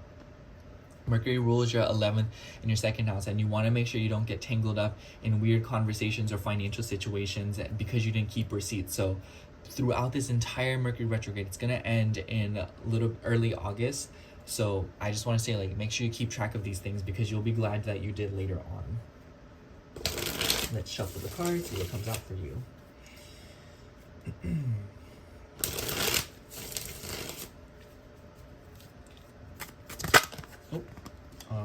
the whole freaking deck all over the floor. I'm sitting in the hallway. This one really stuck out to me. For you, we have the King of Cups. A lot of court cards today. I feel like the King of Cups is definitely you. I think that with the Sun, your chart ruler, in the 12th house, a lot of you could be going back and forth with a watery family member, maybe a masculine. But for a lot of you, I also feel like this is about balancing your emotions, mastering your emotions, protecting them. You know, Cancer, like the chart ruler in the 12th house, Cancer, makes me think of revealing hidden emotions, being more honest and vulnerable of yourself, and feeling empowered because of that, especially with the light trine to the North Node in your 8th house, you know. Vulnerability through letting go and releasing emotions and going with the flow more is definitely empowering you. And I feel like this is the vibe that a lot of you Leo rising should incorporate into your life. Being more emotional and being more honest with your feelings and knowing that you can still protect them even if they're out there, and standing up for yourself is essentially bringing you structure and self-worth to yourself and defining you more, and in a way that's kind of like you feel it deep down. You're doing the work from the inside out. Anyways, that's all I have for you, Leo. Thank you so much for watching. I hope the horoscope resonated, and if it did, make sure to like, comment, and subscribe, and I hope to catch you in next week's horoscope. Bye. All right, now moving on to Virgo rising. So hello, Virgo rising. If you're seeing this, this will be your horoscope for July 14th through July 20th. And honestly, Virgo, I feel like this week for you will feel very, it might feel a little bit out of your hands because we have a lot of planets just like on the top half of your chart, you know, like the least personal part of your chart. So it kind of just seems like maybe you're having to like work towards things, or like work for things that are outside of your control. You know, it's like you're having to like deal with a bunch of restrictions and a lot of burdens being placed on you by external sources, and it might kind of feel like you're spreading yourself thin right now. So I think you'll like to hear that there's a Mercury retrograde this week on the 18th, and it will start in your 12th house. Let's be real, this is kind of an uncomfortable energy because in the 12th house, like, this is letting things go. But I feel like with Mars coming into a conjunction with the South Node in the coming weeks, you're going to start feeling it this week. And with Mercury station retrograde in the 12th house, I feel like a lot of you are revisiting things or getting back to something in the past, whether it be, you know, like paying off like a car note, or whether it be that a lot of you are getting back into something. And Leo makes me think of, you know, like your pride, your ego, and with the ruler, the sun, in your 11th house, it could be really to your own dreams, your own visions, your goals, and what you feel connected to and what you feel like is important to you when it comes to like your place in society and the internet. And I kind of think this could be something about your ego and your pride, what you believe in. So it's kind of like, man, like this is like a very simple way to put it. Like, it makes me think of like, oh, like you're working for a company and the company doesn't really care about its customers and the people, and you're like, no, like I don't believe in that. So it's like wanting to open your own business where you can have like the best customer service in the world, you know? So it's like, I don't know how people feel about such a thing, but it's like a lot of you might feel like you're dedicating to something that isn't really giving the dream and the ideal that you want. And I feel like a lot of you are wanting to experiment and change things up, especially with Uranus now moving into your 10th house and with Venus there as well. I feel like a lot of you are being viewed as very charming right now, but I also feel like a lot of you are just wanting to shift something with your career, your persona, your identity, and how that kind of like integrates into your own goals, ambitions, and your dreams and your desires. Your goals, basically. Like, that's the best way to put it. I feel like a lot of you are revising your goals right now based on how you feel at a deeper level and wanting to express yourself more, wanting to be a bit more playful, doing things that you enjoy, doing things that make you feel like a kid. And I feel like Mercury retrograde in the 12th house in Leo, a lot of you could be enriching your playtime. So it could be like a lot of you are wanting to pull away from the world right now. Maybe you're wanting to be in your room, painting, knitting, arranging flowers, watching TV, just stuff that you just love doing. And maybe it's with people that you really care about. So I feel like a lot of Virgo risings have been super like busy and, you know, like kind of like out of lost in the sauce. So I almost wonder if this is you grounding yourself or finding more enjoyment and sharpening your ego through spending time with people who you care about, who you feel safe with, or maybe even dedicating yourself to goals and ideas that make you feel safe and make you feel comfortable. You know, it doesn't even have to be like a specific group of people.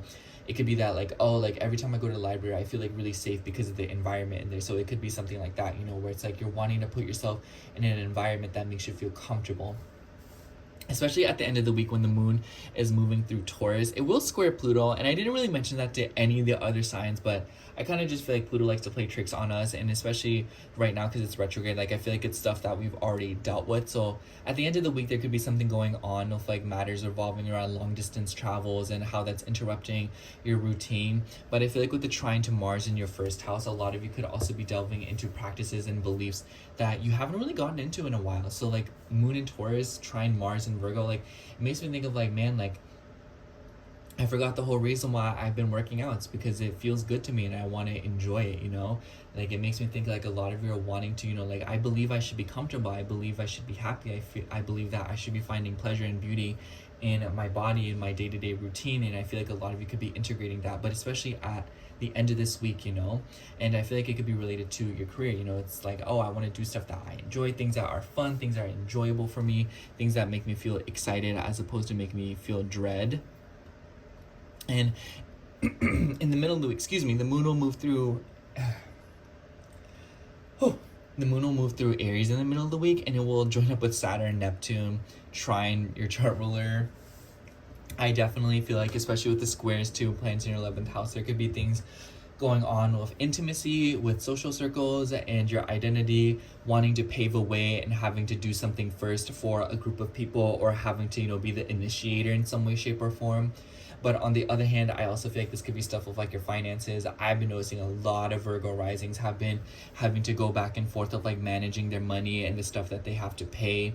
You know, like literally every single Virgo rising I've spoken to as of late, they've been dealing with something. But especially when it comes to the car, because Mars is involved and Mars rules your third house. So a lot of you could be paying off something with a car. And with the South Node, I almost wonder if this is like a select few of you being like, oh, like this car, like I really wanted it and it's nice, but it's just not useful. And like I think I'm gonna get a cheaper car. Or it could be like, oh, I'm moving around my money, I was investing in this, but it's not giving me anything, so I'm gonna sell it and I'm gonna like do something else with that money. So it could be like, oh, like I'm gonna change banks because of the interest and insurance, or like not insurance, but like interest rates.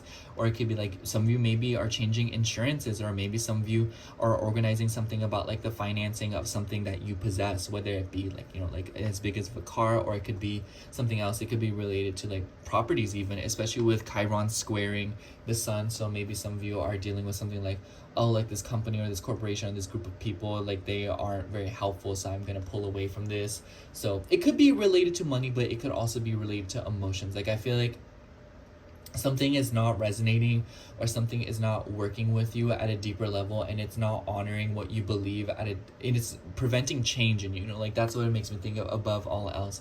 I feel like Virgos are very change oriented right now, and I feel like the things are not bringing you change, or not bringing you productivity, or not bringing you that fire and that passion. I feel like a lot of you could be kind of like cutting ties with that. Well, on the other hand, like I said, a lot of you could be dealing with like financing, and especially I want to say at the beginning of the week, because the moon will be moving through Pisces, and with the trines to planets in your 11th house, I definitely feel like there's something going on here with like social circles and wanting to be around people whom you actually connect with, who you feel safe with. And I want to say this is especially emphasized if you've been feeling like you've been in a hostile environment, or if you've been around people who make you feel uncomfortable, or if you've been around people who you feel like you can't be yourself around. Like I think that a lot of you are wanting to be around people who bring you freedom, who bring you joy, who bring you celebration. With the trine of Jupiter rules your fourth house, so it's like, you know, it could be related to your family. Maybe you're wanting to see your family more, spend more time with them more, or maybe you're trying to get your family on track with an idea or a vision that you have. But this could also just be that a lot of you are wanting to, like I said, be around people who feel like family or feel comfortable to you. But this doesn't have to be like your, like I said, your direct social circle. This could be revolving around like social media, the people that you follow, the internet, things that you're around. I feel like a lot of Virgo risings have been kind of like on and off with their relationship with social media and the internet, you know, wanting to pull away from it, wanting to be on it, wanting to pull away from it, wanting to be on it. So I feel like a lot of that this week could be kind of coming up, and you could be dealing with some kind of fluctuation. But above all else, I feel like it is about being around people who perceive you well and people who find you charming, elegant, and likable, being around people who support you and admire you, as opposed to people who just want your services and what you offer and what you bring to the table. But overall, Virgo, I feel like this is definitely a week where you're organizing things. So a lot of you could be traveling at, maybe you're being around people who you know, like agree with more. Maybe some of you are experimenting more with your career situation, and maybe you're wanting to change something about your values when it comes to your career and how charming you feel and whatnot. That's like a very like shallow way to put it, but it could run a lot deeper. There's just like a desire to be in an environment where you're being treated well, perceived well, and one that aligns with your values and what you want for others. Anyways, let's see. Card came out for you.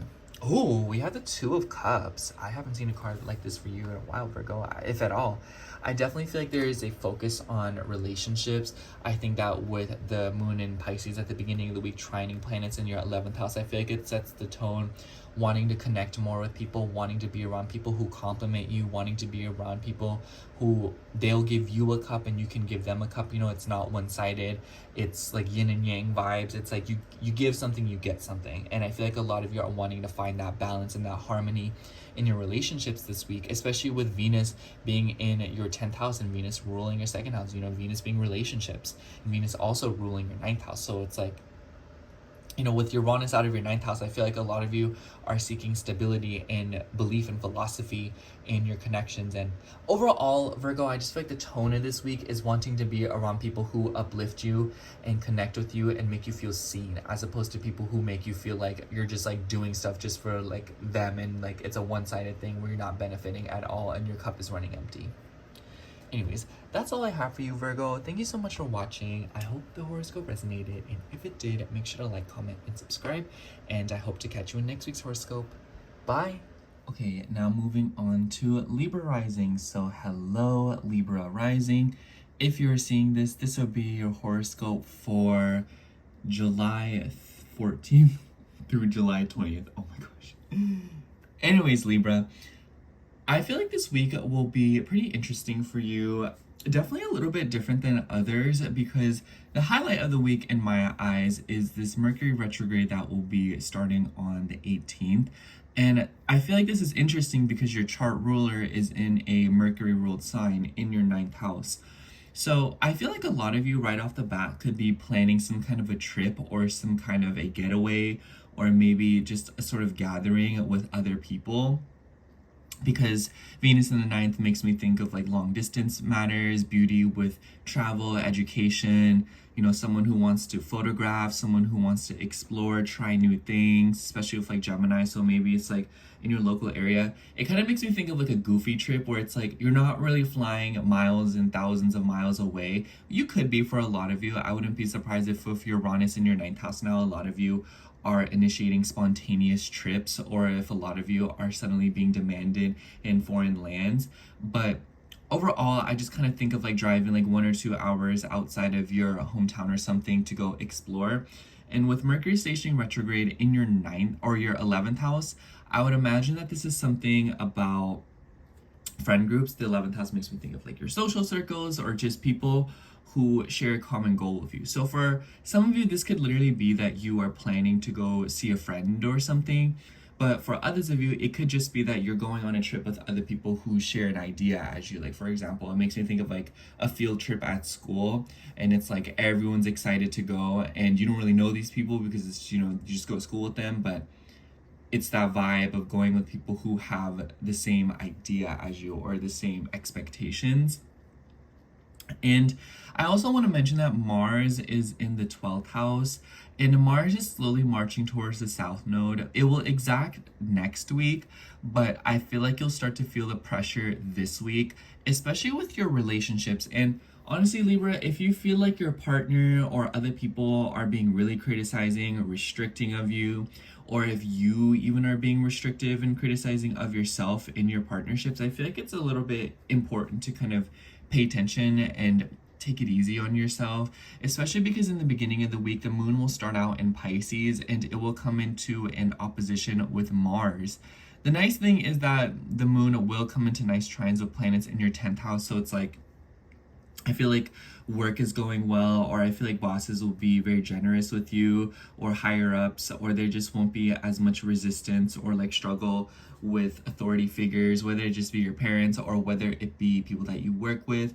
But I also feel like this is good graces with your reputation, with your services, getting exposure, with people are learning about you, what you're capable of, what you bring to the table, if you will.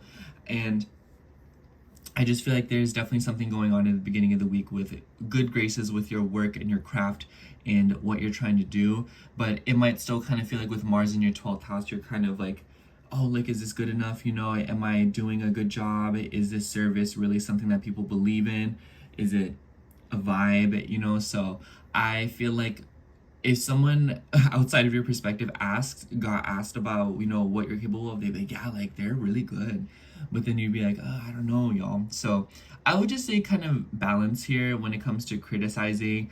And if you feel like you're being especially critical or pessimistic with the world around you, it might be that you feel like you're not doing as great of a job as you could be. And it's a good place to start so that you don't fall into the Virgo shadow, if you know. Anyways, the middle of the week, we see the moon moving through Aries, and it will charge through Saturn and Neptune and Chiron. So a lot of you could be facing some kind of a emotional bump when it comes to your relationships, especially with your family and your home. I've been kind of saying this for a lot of Libra risings, and I feel like this will be like an ongoing thing. But maybe for you particularly, because the moon has ties with your 10th house, and we have, you know, Jupiter and the sun here. Maybe it's related to your ego, what you believe in, and maybe how you've shown up in your family, you know, especially because I feel like you Libra risings take on a lot of family burden. So it's like, maybe you're feeling like, oh, what should I do? Am I capable of doing what the family needs me to do, you know? I feel like that's a pretty generic example and it's pretty classic, but it can be a lot more abstract. It could be that a lot of you are ruminating about the past, about your relationships, about your service and your capabilities of assisting people in your household. I especially think that because Saturn and Neptune are both retrograde, this is something that you've probably been dealing with for a while now. You know, this isn't really, I don't feel like this week is a lot of new energy. I more so feel as if though it's more of revisiting old energy and kind of cleaning something up there, because we have so many planets starting to go retrograde. You know, Pluto, Saturn, Neptune, and Mercury. Excuse me. And at the end of the week, I really like the end of the week for you, Libra, because the moon will move through Taurus. And I like this because even though it's your 8th house, the moon is finally moving through her exaltation without coming into a conjunction with Uranus, at least for now. So I feel like at the end of the week, there could be news about money or, you know, some kind of investment, or there could just be good news when it comes to your sense of solitude and comfort with the trine to Mars. I kind of feel like maybe the beginning of the week will start out a little bit wonky and a little bit uncomfortable when it comes to like work situations, services, what you're doing for others, your routine, your day-to-day habits, and maybe even something about your schedule with all the 9th house themes. So a lot of you could be going back and forth with property matters, with stuff revolving around your home, your family, and maybe even like the contracts and stuff that go into the sector of your life. But for others of you, it could be related to your bigger dreams, your ideals, your educational paths. You know, if you're going to college or if you're wanting to travel spontaneously, this makes me think of the person that's like, man, I want to travel, I don't want to work this job anymore. So it's kind of like you want to do something else that you've probably wanted to do for a while, but it requires you to kind of rearrange your life and your long-term visions in some way, shape, or form. And I definitely feel like you'll start to feel this at the end of the week when the moon's in Taurus, because Taurus is such a planner. But overall, I kind of just feel like the end of the week will be a little bit more comfortable. I feel like maybe you could share an intimate moment with another person from the past, someone who you haven't seen in a very long time. It doesn't have to be like an ex or something. It could even just be like, you find something that an old friend gifted you and you're like, oh my gosh, you know, like I just remember this person. So that's what it makes me think of, because the 8th and 12th house are very intangible. So it could be like a literal person, but it could also be a symbol, or it could be some kind of a metaphor. Like, for example, I know someone who says that like whenever they see butterflies, it means that they're seeing their mom who passed away. So it's kind of like something like that, you know, where it's like at the end of the week you could be feeling like you're thinking about the past in that way, where you're kind of ruminating about something through signs and symbols, and making some breakthroughs when it comes to your sense of self-worth and how you're able to connect with others. I honestly feel like Libra, the end of the week is just like a very good time to reward yourself through cooking yourself a nice meal or making something nice and being comfortable, indulging a little bit. But yeah, I feel like this week for you will definitely get a little bit better as it goes. I think that Venus being in your 9th house, trining your ascendant, is a really nice transit for you. And the energy is definitely not as annoying as it was in these past few months when Venus was forming all these awkward squares when she was in Taurus and Aries. So yeah, let's see what card comes out for you. Oh my gosh. Anyways, let's take this one. Oh wow, for you we have the Lovers. Interesting, because this card is ruled by Gemini, so I almost wonder if this could be like a long distance relationship. The Lovers, to me, it represents a few different things. For a lot of you, it could literally just be a relationship. This could be a connection with another person, whether it be platonic or not. Gemini makes me think of siblings. It makes me think of people you meet through social media. It makes me think of neighbors. It makes me think of people that you consult, like a therapist, like a psychiatrist. But it doesn't have to be that. This could also just be a fun and playful person that you are having a meaningful interaction with. So for a lot of you, this could be intimacy.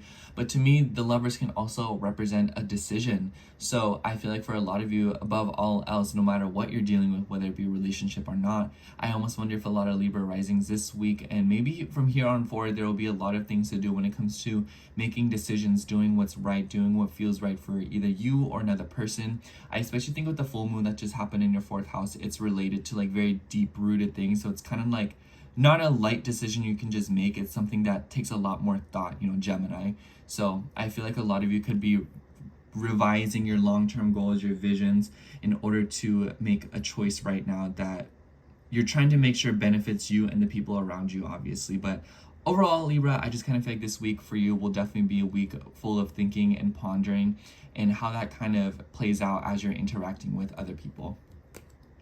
Anyways, Libra, that's all I have for you. Thank you so much for watching. I hope the horoscope resonated, and if it did, make sure to like, comment, and subscribe, and I hope to catch you in next week's horoscope. Bye! All right, now moving on to Scorpio rising. So hello, Scorpio rising. If you're seeing this, this will be your horoscope for July 14th through July 20th. Anyway, Scorpio, I feel like this week for you will be it'll feel like a lot, honestly, because the highlight of the week in my eyes is the Mercury retrograde that will be occurring on the 10th, or excuse me, in your 10th house, but it will happen on the 18th. So I feel like because it's in your 10th house, this will be a very exposed Mercury retrograde. So it might kind of feel like you're ping-ponging back and forth with your career, with your work, your status. We have a lot of Mercurial energy in the skies right now. So I feel like with Mars, I feel like Mars is especially important here because Mars rules your 6th house. And I feel like a lot of Scorpio risings have been like, go, go, go, you know, as if I feel like you guys have just been working a lot, or you all have just been sort of very aggressively dealing with the day-to-day routines and kind of experimenting. But with Mars in the 11th house in Virgo, coming into a slow conjunction with the South Node, it won't exact this week, it'll exact next week, but I feel like you'll start to feel it or see it ahead of you. And the reason I feel like this is so important, because one, it's your chart ruler, but it's also in your 11th house. So I feel like with the Mercury retrograde in your 10th house, I almost wonder if a lot of you are revising something with, you know, people that you work with, or your social circles, or your reach on social media. I feel like with Venus in the 8th house in Gemini, a lot of you could be dealing with something about relationships over like consultations, websites, internet conversations in your local area, community, and I definitely feel like this is a lot of social energy for you, Scorpio, and I feel like your interaction with social energy right now is kind of like being revised or changed up, and I feel like this is the week where you'll really start to feel that, where it's like, do I want to be around these people? Is this people like a good influence for me? So I especially think that that's so like Virgo 11th house, where you're very careful or you're very discernful of the environments that you place yourself in because of the people there. Or, you know, I feel like a lot of you could be trying to seek out people who agree with you, support your vision, or maybe a lot of you are even looking for like a colleague or someone who you can connect with, or someone who can help you with your career ambitions. And with all of like the retrograde and like the South Node energy, I almost wonder if this is like a group of people that you've worked with before, or an idea or a vision that you've had before.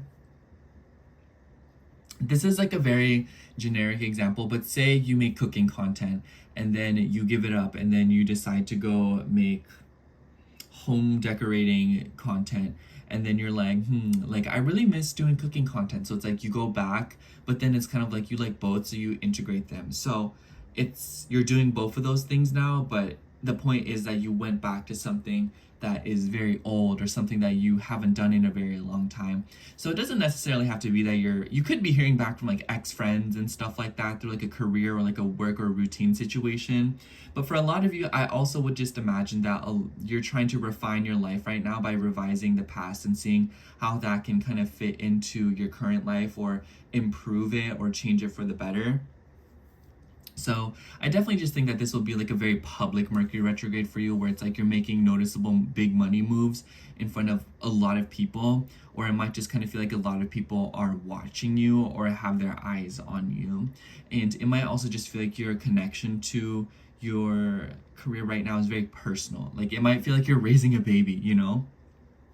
But anyways, the moon will start out in Pisces this week, and honestly, Scorpio, I really like this energy for you. Not to say that it'll just be like all sunshine and rainbows, because the moon will come into an opposition with Mars. So on one hand, there could be something going on with like creative expression, your ego versus what other people perceive. So I kind of feel like if you're in this environment where you feel like people are criticizing you and judging you or not helping you, you're opting to remove yourself from that situation, you know? So it's like, say you're with like a group of friends and none of them support what you do for work. They're like, oh yeah, that's cool. And they don't really like question you about it. Whereas you'll be like, oh my gosh, like what do you guys do, you know? And I keep going back to career because I feel like a lot of Scorpios are very career focused right now. But it could really be anything. So it's kind of, you're seeking out a tribe, or you're seeking out just people who agree with you or support you or love you. And I want to say, Scorpio, 11th house energy can be very prone to isolating itself because it believes that there are no people that could agree. So it's just kind of like, if you're kind of being in that lone wolf vibe, or you're purposefully isolating yourself, there's a call to have conversation. There's a call to connect with people through words and wisdom and knowledge, because the moon will also trine Jupiter and the sun. So I feel like the beginning of the week, fabulous time to learn something new, like read something or watch documentaries, or going like literally an aquarium. I'm not against that idea. I think that's a cute idea. You know, going to an aquarium or just doing stuff that is enjoyable, spending time with your children. Maybe some of you are spending time with extended family. I almost wonder if it's like children from extended family. So Jupiter and the sun to me can represent like the father or the spouse. So maybe for some of you, you're hanging out with your spouse's extended family, you know? So anyways, that could be the case, or not their extended family, but your extended family on their side. Anyways, so I just feel like the beginning of the week will definitely be a little bit fun for you, or it will be at least not as uncomfortable for other people, because it's forming a grand water trine in your chart. So the beginning of the week, very emotional, very sweet, and potential for some meaningful conversations that need to be had. I think that with the square to Venus and Uranus too, maybe there's like some kind of like spontaneous mix up with another person through like conversations, apps, and like intimacy. So, you know, y'all grown, y'all can do whatever y'all want. The moon will then move through Aries in the middle of the week, and it will charge right through Saturn and Neptune and Chiron. So I feel like a lot of you are revised or like changing up something with your routines in the beginning of the week. You know, the classic, it could be related to your health. But the nice thing is, though, the moon will trine Mercury in your 10th house. So I kind of feel like the middle of the week is you kind of organizing your schedule, or you're trying to do something that works for you. So it's kind of like, it's very obvious, Scorpio, that something about your habits right now is not serving you, or you feel like there's restriction there. And I feel like a lot of you are making an effort to change it or to improve it. And so I feel like the middle of the week is absolutely no exception. I think that with Mars in Virgo, it could be related to your diet, it could be related to the food that you're eating, and it could also be related to how much you manage your stress, because that's what Virgo makes me think of. So yeah, I feel like the middle of the week, even though it might be a little bit tedious and you're kind of having to deal with something and like roll up your sleeves and get to the bottom of it, I also feel like it'll be nice to actually solve and try to put a conclusion on a problem, or kind of sort something out, especially if it's related to specific conversations that need to be had, or like stuff with your car, because Saturn rules your 3rd house. Excuse me. And then at the end of the week, the moon will move through Taurus. I really like this energy for you, Scorpio. The reason I've been geeking out about this is because the moon will finally move through its exaltation without coming into a conjunction with Uranus, at least for now. So I feel like at the end of the week, especially with the ruler Venus in your 8th house, like I feel like all throughout this week, it's just a really good time to project through knowledge and through wisdom, reading books. I keep saying that because I'm reading books, but it could be anything, you know, messing with tarot cards, having a conversation with your neighbor that you feel like is a little, I was gonna say a little crazy, but like not that. But it's like, you know, like having conversations with people who are as deep as you and going there with them. I feel like there's a huge opportunity to intimately connect with other people and to search, like allow your curiosity to fuel you to search for people who vibe with you and people who support you, and really take you in way more than the people who may have been in your life previously or have been in your life. Because I feel like a lot of Scorpios right now are maybe feeling very disconnected, or maybe even a little bit alienated, or just kind of feeling like they're dealing with something completely different. And I feel like this is a good opportunity for you to connect with people, have conversations, or at least express yourself through some kind of writing, through poetry, or projecting through consuming some sort of media and learning something. Let's see. And through travel as well. Let's see. This one's really sticking out.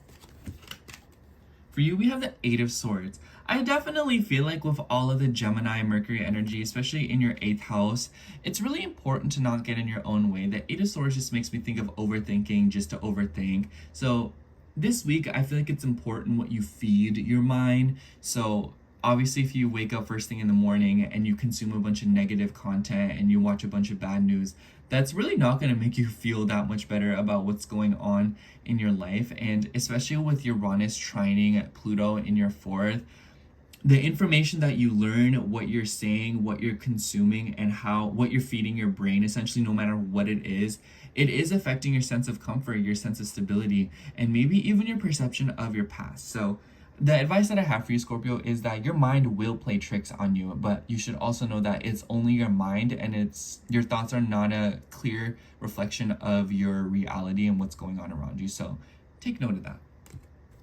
Anyways, that's all I have for you, Scorpio. Thank you so much for watching. I hope the horoscope resonated, and if it did, make sure to like, comment, and subscribe, and I hope to catch you in next week's horoscope. Bye! Okay, now moving on to Capricorn rising. So hello, Capricorn rising. If you are seeing this, this will be your horoscope for July 14th through July 20th. Honestly, Capricorn, I feel like the energies this week, yes, it's a little bit awkward and it's forcing you to confront something deeper, but at the same time, I feel like there is like this elbow grease mentality to it, where the work that you decide to put in will pay off, or it will kind of feel like you're doing something and it's going somewhere. I don't know, that's just like the best way to say it, because the highlight of the week is this Mercury retrograde in my eyes. I feel like of all the Mercury energy we have in the sky, this retrograde is going to be speaking to us directly. You know, it's going to call us one-on-one. For you, it's in your 8th house. So right off the bat, I feel like a Mercury retrograde in the 8th house, this is having conversations that needed to be had, saying things or getting news about something that you've been waiting on, very deep, and it's very important, and maybe even like a little bit taboo. So like there could be conversations that are happening from here on out for the rest of July that you maybe weren't wanting to have, or other people weren't wanting to have, but it's time now. It's time to say what needs to be said. And I would imagine it's related to your work, it's related to your routines, it could be related to your home and family, and maybe even something about extended family and traveling. I feel like a lot of Capricorn risings could have been avoiding something, or it's like there's a solution right now and you're wanting to not do that solution, so you're coming up with other ways to sort of do it, but it's not working, so you have to resort to the decision that you don't want to make. I know that sounds pretty vague, but I feel like this could manifest so differently for other people.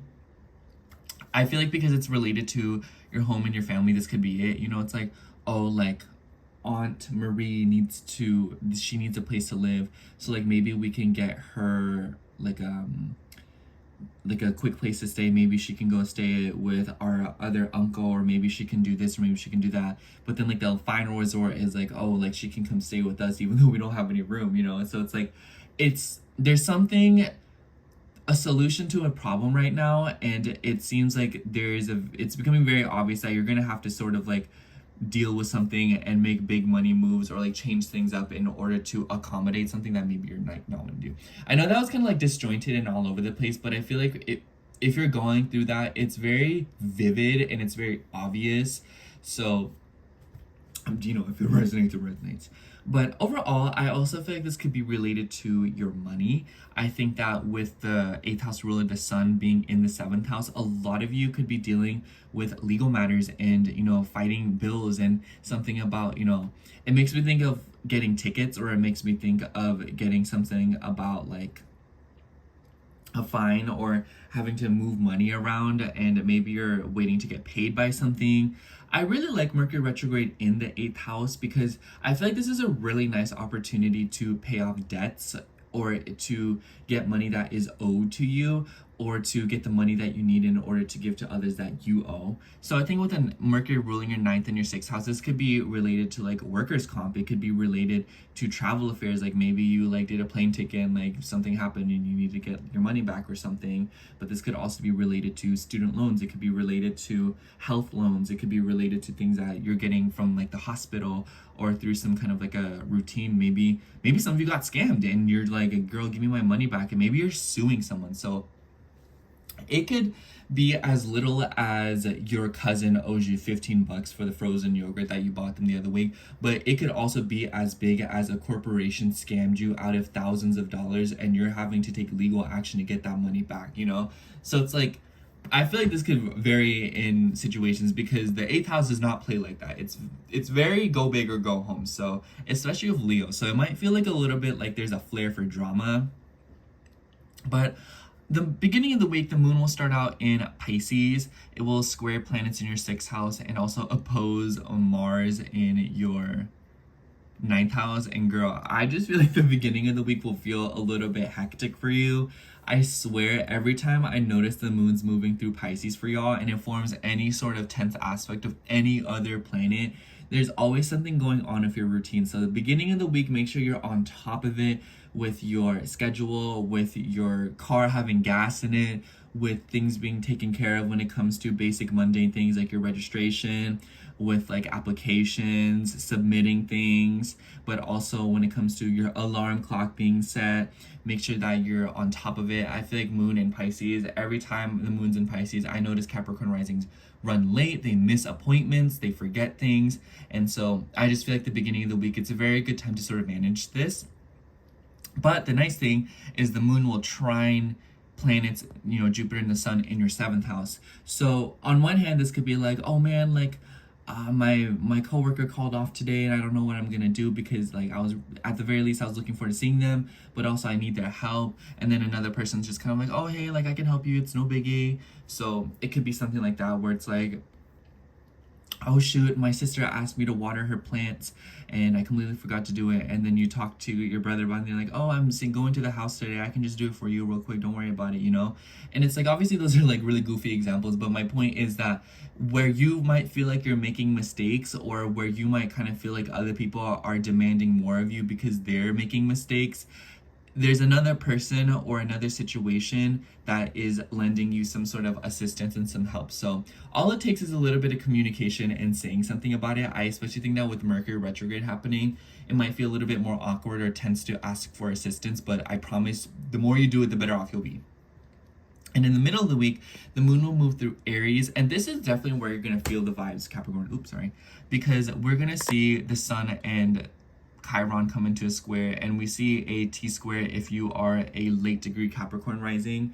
So I would imagine that there is some major healing to do in the middle of the week when it comes to relationships, when it comes to your connection to your home, your roots, your identity, and your sense of self, your basic core of who you are, being more independent, being more assertive, being who you want to be, and maybe feeling like you're being held back by the people around you. And I kind of just feel like the vibe, a lot of the vibe here for you, Capricorn, is taking stock of how you feel at a deeper level, and then how that kind of clashes with other people. I think that with the moon joining up with Saturn and Neptune, who are both retrograde now, a lot of you are going back on something in the past. The fourth house can deal with the past too.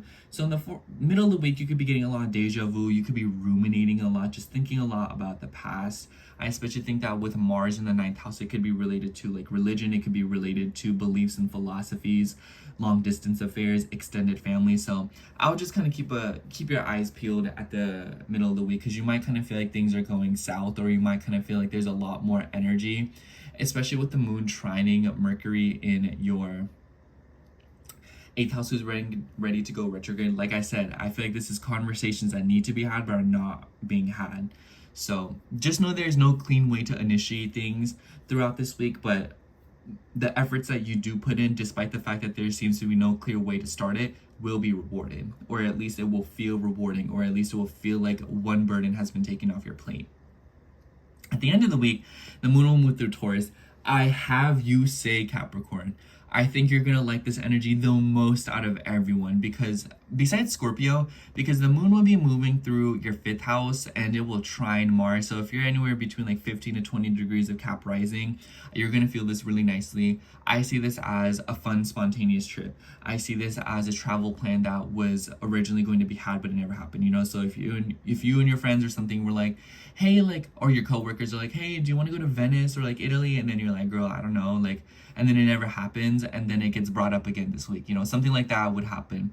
A lot of you could also be dealing with children, just playtime, creativity, having fun. I think that with Venus being in the 6th house, like, this makes me think of going to an amusement park. It makes me think of going to the fair. It makes me think of going to the mall, you know, like going out, trying local spots, communicating with people. It makes me think of like bumper cars, roller coasters, painting, doing stuff with your hands, and just learning, finding joy in all that stuff. So I feel like at the end of this week, there could be a lot of potential to have fun and enjoy yourself and do things that are just exciting for you. Not to say like this weekend will be all like sunshine and rainbows, obviously, because the moon will square Pluto. So there might be something about like money and your self-worth. But it's like, if you push through that and you're like, no, like, I'm good enough and I'm allowed to have fun and I'm allowed to do the things that I want to do, the more fun you will have. Trust.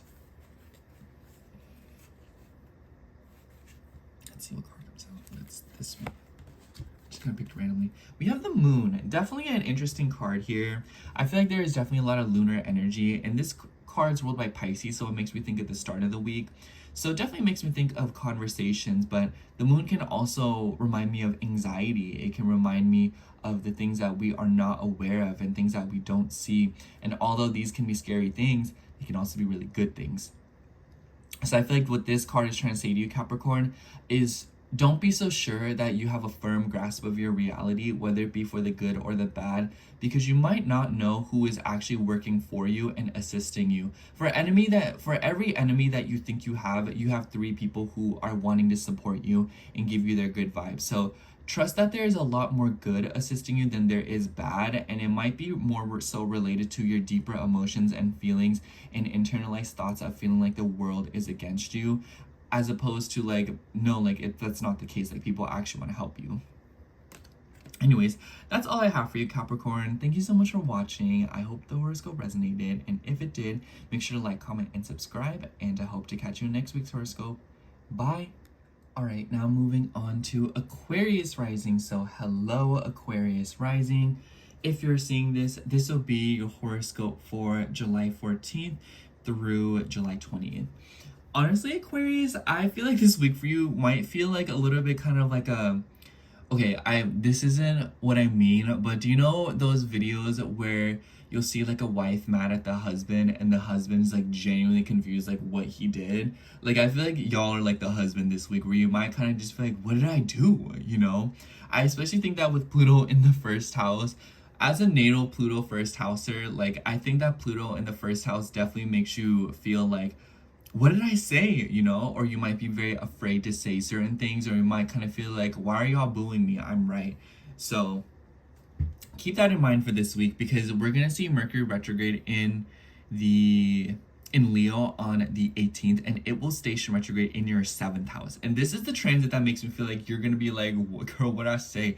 Especially with so much Mercury energy in the sky, and with Mars and Venus both in a Mercury ruled sign, like people, including you, might take things very personally, very easily. So it's like you tell your, you know, like situationship or your sneaky link, like, hey, I just don't appreciate it when you show up 5 minutes late, you know, like you said 7, it's 7:05, and they're like, whatever, like you think I'm always late, like you think I'm not good, like, and then you're like, no, that's not what I said, like I was just, you know what I mean? And it's like, that's kind of like a goofy way to put it, but it could be a lot more abstract than that, you know? Like I feel like there could also be things revolving around dealing with past connections coming through. I feel like Mercury retrograde in the 7th, you know, Mercury ruling your 8th and your 5th. This could also be like synchronicity. So it might be like you feel someone is coming back, but they're not actually coming back. So because like, what if like someone drove, like someone that you used to see all the time, they drove like a Honda Accord, and then you start seeing Honda Accords everywhere, even though it's like a really popular car, but you know. But overall, on a more real note, Mercury retrograde in the 7th house definitely shows that you're sorting something out when it comes to your connections. And with the sun ruling your 7th house and being in the 6th, this could also be related to your work. It could be related to your day-to-day habits and how other people are fitting into that, especially if you run like a business or like a client-based business, and if you're going back and forth with things about services that you provide. Cancer makes me think of people that you take care of, or it makes me think of nurturing others. So I feel like a lot of you could be sort of doubling back on something when it comes to dealing with situations revolving around helping others. And I want to say, with Mars in your 8th coming into a slow conjunction with the South Node, we're not going to feel we're going to feel it this week, but it's going to exact next week. And I want to say, I feel like a lot of you are wanting to be more financially independent, or you're wanting to not have to sort of count on external sources or something else to sort of make your money. This makes me think of like the classic wanting to make your own money and have your own money vibe, especially because at the beginning of the week, and this is where I feel like it will reach an all-time, the moon will be in Pisces, and it will trine planets in your 6th house, and it will oppose Mars, but also square Venus and Uranus. That's a lot, but I definitely feel like a lot of you are being very creative right now. I think that with Venus in your 5th house, a lot of you could be writing, it could be having conversations, speeches, getting together in groups, being a spokesperson. It makes me think of stuff like that. So a lot of you could be sort of wrestling with stuff, and maybe this is something for your gain or for your self-worth. And I feel like a lot of you are wanting to pour more into yourself than into others. It makes me think of, you know, when people say you should love yourself before you love other people or something like that. It makes me think of that, where a lot of you are wanting to love yourself before you love other people, and it's just that it can really be replaced, if anything, where you're wanting to give more to you versus what you give to others. So it's like, man, I'm always buying my friends gifts and stuff, and it's really expensive, but I never get myself anything. I want to do more of that for me. Man, I'm always going out to spend time with my friends, doing what they want to do. I want to go out and just do whatever I want to do. Man, we're always listening to music that my friends want to listen to, but we're never listening to my music. So I'm going to be in the car today for like 15 minutes and listen to music that I want to listen to. So, you know, it's just that concept. A lot of you, because Pisces and Virgo just also makes me think of like being very self-sacrificing, you know, letting go of yourself and maybe even losing your identity. And I feel like a lot of you are wanting to redefine your identity and do so in an intuitive way instead of being boxed in or instead of being forced into something. And I feel like this week you'll feel like an all-time high, especially if you do run a business or like a career, or if you're connected to specific people who you feel like either hold you back or really boost you up. I just think that Mercury retrograde in the 7th house, there is definitely a big revision being done when it comes to the way that you interact with other people, how they benefit you versus how you benefit them, whether it be like a client-based thing or whether it just be like your best friend, you know? Or whether it be the sneaky link that you used to see like 5 months ago. So it could really be anything, as long as it's another person or a concept revolving around other people, period. And for a select few of you, this could also be things revolving around money. And I did say like it could be that you're wanting to make your own money instead of like relying on external sources of money. So it's like if you do things like you get like EBT, or if you get like unemployment, or if you get loans, or if other people are lending you money, or you're having to ask for money, it might be that like, oh, I don't want to do this anymore. I want to make my own money, or I want to make my own investments. So, or it doesn't even have to be money. It could be other things that you're wanting to like, no, like I want to cultivate this for myself instead of having other people constantly assist me or give it to me. Anyways, in the middle of the week, the moon will charge through Aries and it will join up with Saturn, Neptune. This is your 3rd house. So middle of the week, very busy energy, especially with the trine to Mercury in your 7th house and the squares to planets in your 6th house, especially with Chiron squaring the sun. I feel like a lot of you could be having to take care of someone. A lot of you could be having to consult someone like a doctor, a chiropractor, or just, you know, like a gynecologist. And it could just be that you're having to sort of contact people in order to give you some kind of assistance. So this could also be like heated conversations, especially in like a work setting. I'm all scratching my head. Like it makes me nervous.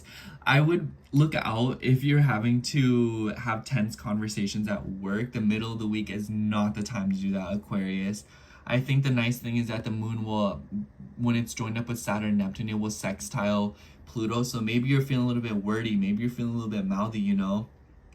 Where it's like, why y'all get mad at me for using the bathroom for 10 minutes when Cindy over here is showing up to work late every day 30 minutes late, and then people are like, oh, you shouldn't say that, like that's the boss. And you're like, no, like, you know, it's like you're not afraid to say what's on your mind right now, or maybe there's significant restriction to the way that you're thinking and speaking, and it could be at the hands of other people. And I feel like a lot of you are revising something like that in the middle of this week.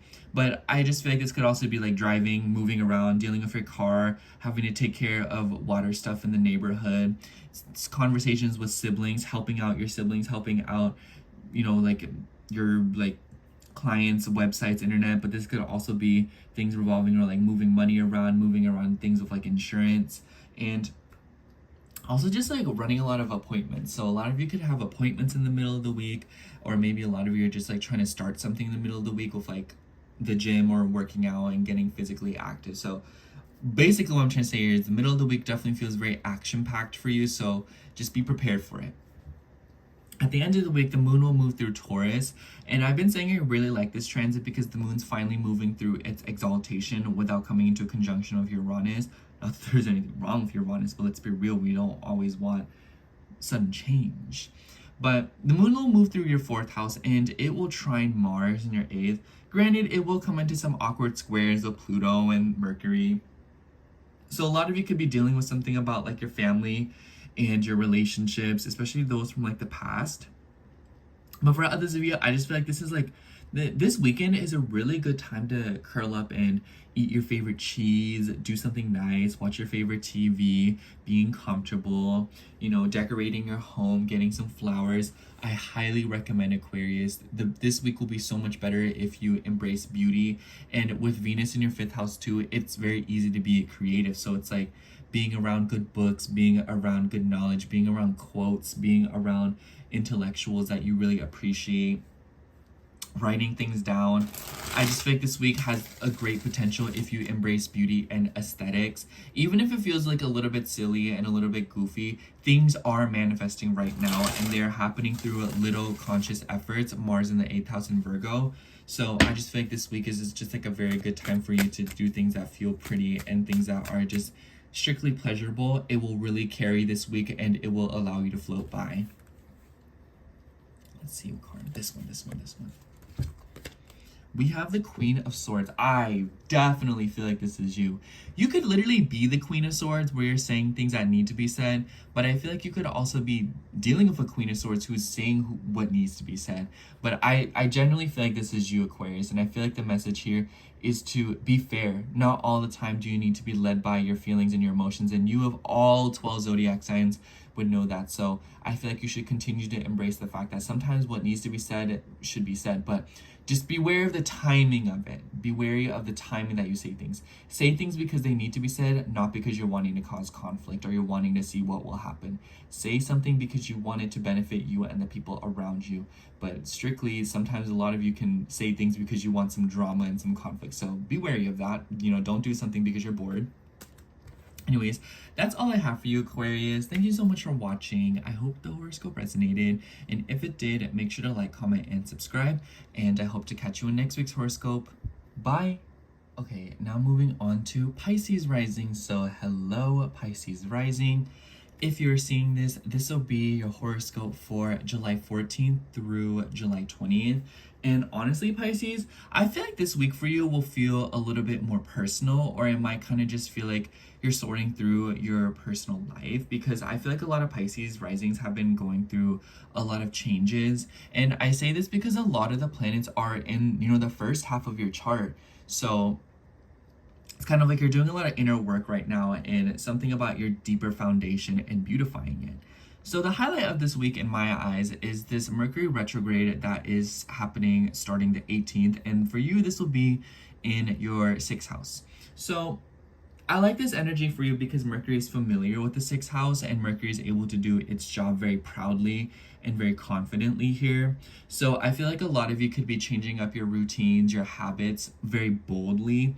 And there's definitely a lot of Mercury energy in the sky with Uranus, Venus, Mars, the South Node, your 7th and your 4th house. So these are like your angular houses, and they're all forming some aspects to you. So if you are a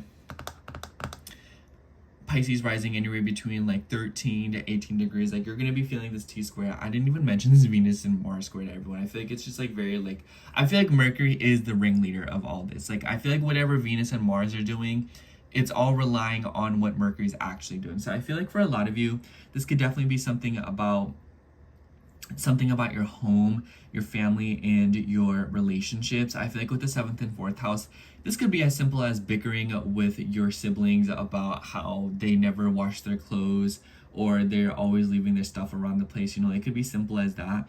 But it could also be as big as a lot of you are starting a new workout regimen. Maybe a lot of you are trying to change your habits at home. Maybe you're trying to revise something about your structure and your routines at home. And maybe it's because of other people.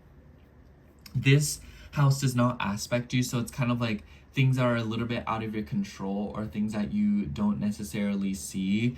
So it makes me think of something in your environment is being changed, and therefore you're having to change your own habits because of it, So it's like, I don't know why I keep thinking this, but it's like if someone takes away the fridge, you're having to sort of change your eating habits because of that. If someone remodels if the kitchen's getting remodeled, you're not really able to use it right now, so that will change your eating habits. So a lot of you could be doing something like that, where it's like you're having to deal with a change in the home, and because of that you're having to shift your habits. But on the other side of that, it could also be that through changing your habits, you are eliciting changes within your physical environment. So it's like those two things kind of are intertwined. But with the retrograde, it might be things that you've been meaning to do or knew that you were going to see in time. In the sense that it's like, I knew the kitchen was going to get remodeled, And obviously that's like a very generic example. It's very simple. But my point is that I feel like a lot of you are dealing with something right now that's like you could see it ahead of time, or it is just like you're finally locking in to change something that has been meaning to be changed for a while now. And maybe you're doing something with like a very experimental attitude with Uranus in your 4th house. So, when you're laying down in bed and you put instead of like sleeping how you normally sleep, you put your head where your feet normally would be, and then you put your feet where your head would normally be, and then suddenly you like fall asleep. It's like such a goofy, weird way to experiment, but it's something that works. So it's like a lot of you could be doing something that's like, wow, like I didn't really see that coming, and like let me change that. But The beginning of the week, the moon will be moving through Pisces, and it will form oppositions with the South Node and Mars. It will trine planets in your 5th house. It will square planets in your 4th house. So lots going on, especially if you live with children or if you live with people who do have kids. I feel like there's a lot going on there when it comes to like communication. Like the first chunk of the week just feels a little bit hectic for you, Pisces. I'm not even gonna lie to you. It's a lot of, I need to do this, I need to do that, this person needs this from me, this person wants that from me. It's like, oh, I need to go to the mall at 11 a.m. to go get my sunscreen. And then at 12 p.m., my aunt invited me to go to this wedding shower. And then at 4 p.m., like after I have to go to this, you know, it's like Mercury retrograde in the 6th house is really busy, especially with the sun in the 5th house. I kind of feel like maybe a lot of you could also be trying to fit in more time for enjoyment. So it's like, man, I've been so busy lately. I haven't been able to do the things I enjoy doing. You know, I've been working so much. I haven't been able to paint, or I haven't been able to stay at home, cook my favorite meals. You know, so it's like, I feel like a lot of Pisces risings are maybe feeling a little bit drained. And with Saturn in your 2nd house, like there is noticeable energy when it comes to like your work, your money, and your self-worth. And I feel like the vibe here is, Pisces, the more you embrace creativity, and the more you're able to allow your emotions to flow, like this is classic Pisces, the better off you will feel. So don't stray away from your roots, and know that the more that you attempt to relax and do the things that make you happy, the better off you'll be. And I feel like this Mercury retrograde is helping you more than it is working against you, in the sense that I feel like there will definitely be some scrutinization and some changes being done within your partnerships and your home situation and your family, maybe even the past, in your childhood. But ultimately, I feel like it's allowing you to remember something or get back to something that you just like really like doing, or something that makes you feel comfortable, something that makes you feel safe. So it's like, if you keep a diary and it makes you feel very safe, it makes you feel very guarded, it's like your Cancerian shell. I feel like a lot of you are being granted some kind of time or realization that you need to get back to that.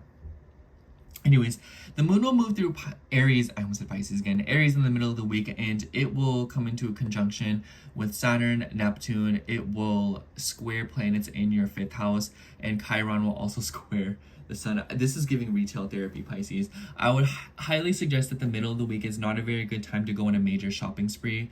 I would wait until at least the end of the week, or the end of the week is just a way better time to make financial investments and spend money. But the middle of the week kind of just seems like you're having to spend money on things that you maybe don't feel like are as fun. Like, who the heck wants to pay their car registration? Who the heck wants to pay their mortgage? Who wants to do these things? It's like, you have to do it. But it could also be related to children. Interesting enough, Chiron square the sun, it makes me think of like having kids, or maybe your kids are feeling sick or something. So a lot of you could be dealing with that. But overall, the moon moving through Aries and forming these aspects, it makes me think of self-worth and money, wanting to be independent, wanting to feel like yourself, wanting personal space to explore the things that you want to do, especially if you feel like you've been like stripped of your identity, or especially if you feel like you've been having to sort of dedicate yourself to other things that don't really resonate with you as much as the things that you love. So it's like, it makes me think of working at a corporation, and then they strip you of your identity, and all you are is a worker to them. And it's like, no, like, I'm so much more than that. I'm like creative, I'm flamboyant, I'm that bee.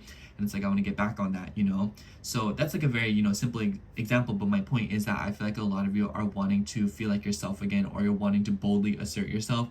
And you don't want to channel this into material things or doing risky behaviors. You want to be genuine, and you want to take measured action to make this happen. The end of the week, however, we see the moon moving through. And by the way, when the moon's in Aries, it's trining Mercury. So this is right before Mercury and right as Mercury stations retrograde. So I think the middle of the week definitely entails some little actions or little things that you can do to get the ball rolling. So know that if you're wanting to initiate projects, or know that if you're wanting to move forward with more conviction, it can be done in simple, very small ways. The end of the week, the moon will move through Taurus. Very nice energy. I feel like a lot of you could be going for a joyride, trining Mars in your 7th house. A lot of people could be assisting you. You could be having fun with other people, like driving around, phone calls, having nice conversations. Of course, the moon will square Pluto and Mercury, so maybe there's a tense conversation that will be had, or maybe you could be like overthinking or getting in your head a little bit. But I feel like as this weekend progresses, like, moon Taurus 3rd house, this is a lovely energy. It makes me think of going out to eat. It makes me think of going to your favorite taco spot in town. It makes me think of spending time with your favorite sibling. It makes me think of going to get a facial. It makes me think of getting, you know, some kind of treatment done, like a massage. You know, it makes me think of cooking your favorite meal, doing things that you love, learning something new that, you know, like say like you always go out and you buy soup for yourself, or like ice cream, or like baked Alaska, and you're like, oh, this is so good, I want to learn how to make it myself. Like, that is the vibe where a lot of you are being granted the energy or like an opportunity, and someone else could be helping you, you know. So it's like, oh my gosh, I know how to make that, I can help you. So I just think that the end of the week definitely presents an opportunity to bring beauty in your life at your own hands, or do things that you just really enjoy that maybe you feel like you haven't been able to do recently. This one, I'm gonna take this card. Ooh, we have the Eight of Pentacles. I love this energy for you, Pisces. I definitely think a lot of Pisces placements have been working on themselves, or they've been putting significant effort towards their identity, to your craft, things that you enjoy doing. The Eight of Pentacles literally just makes me think of like getting down and dirty with the things that need to get done, the nitty gritty, the little details. So I feel like the vibe of this week is hard work that is paying off. You know, you're 2 pentacles away from the 10 of Pentacles. So it's like you're very obviously building something for yourself, Pisces, and you need to stick to the vision. Not that you weren't going to, but I feel like you should know that what you're doing right now, the work that you're putting in, is not going to be futile. It won't be for nothing, and it won't be a waste. I think that a lot of you are making big money moves right now, and I feel like this week is a big reflection of that, because you're starting to see progress.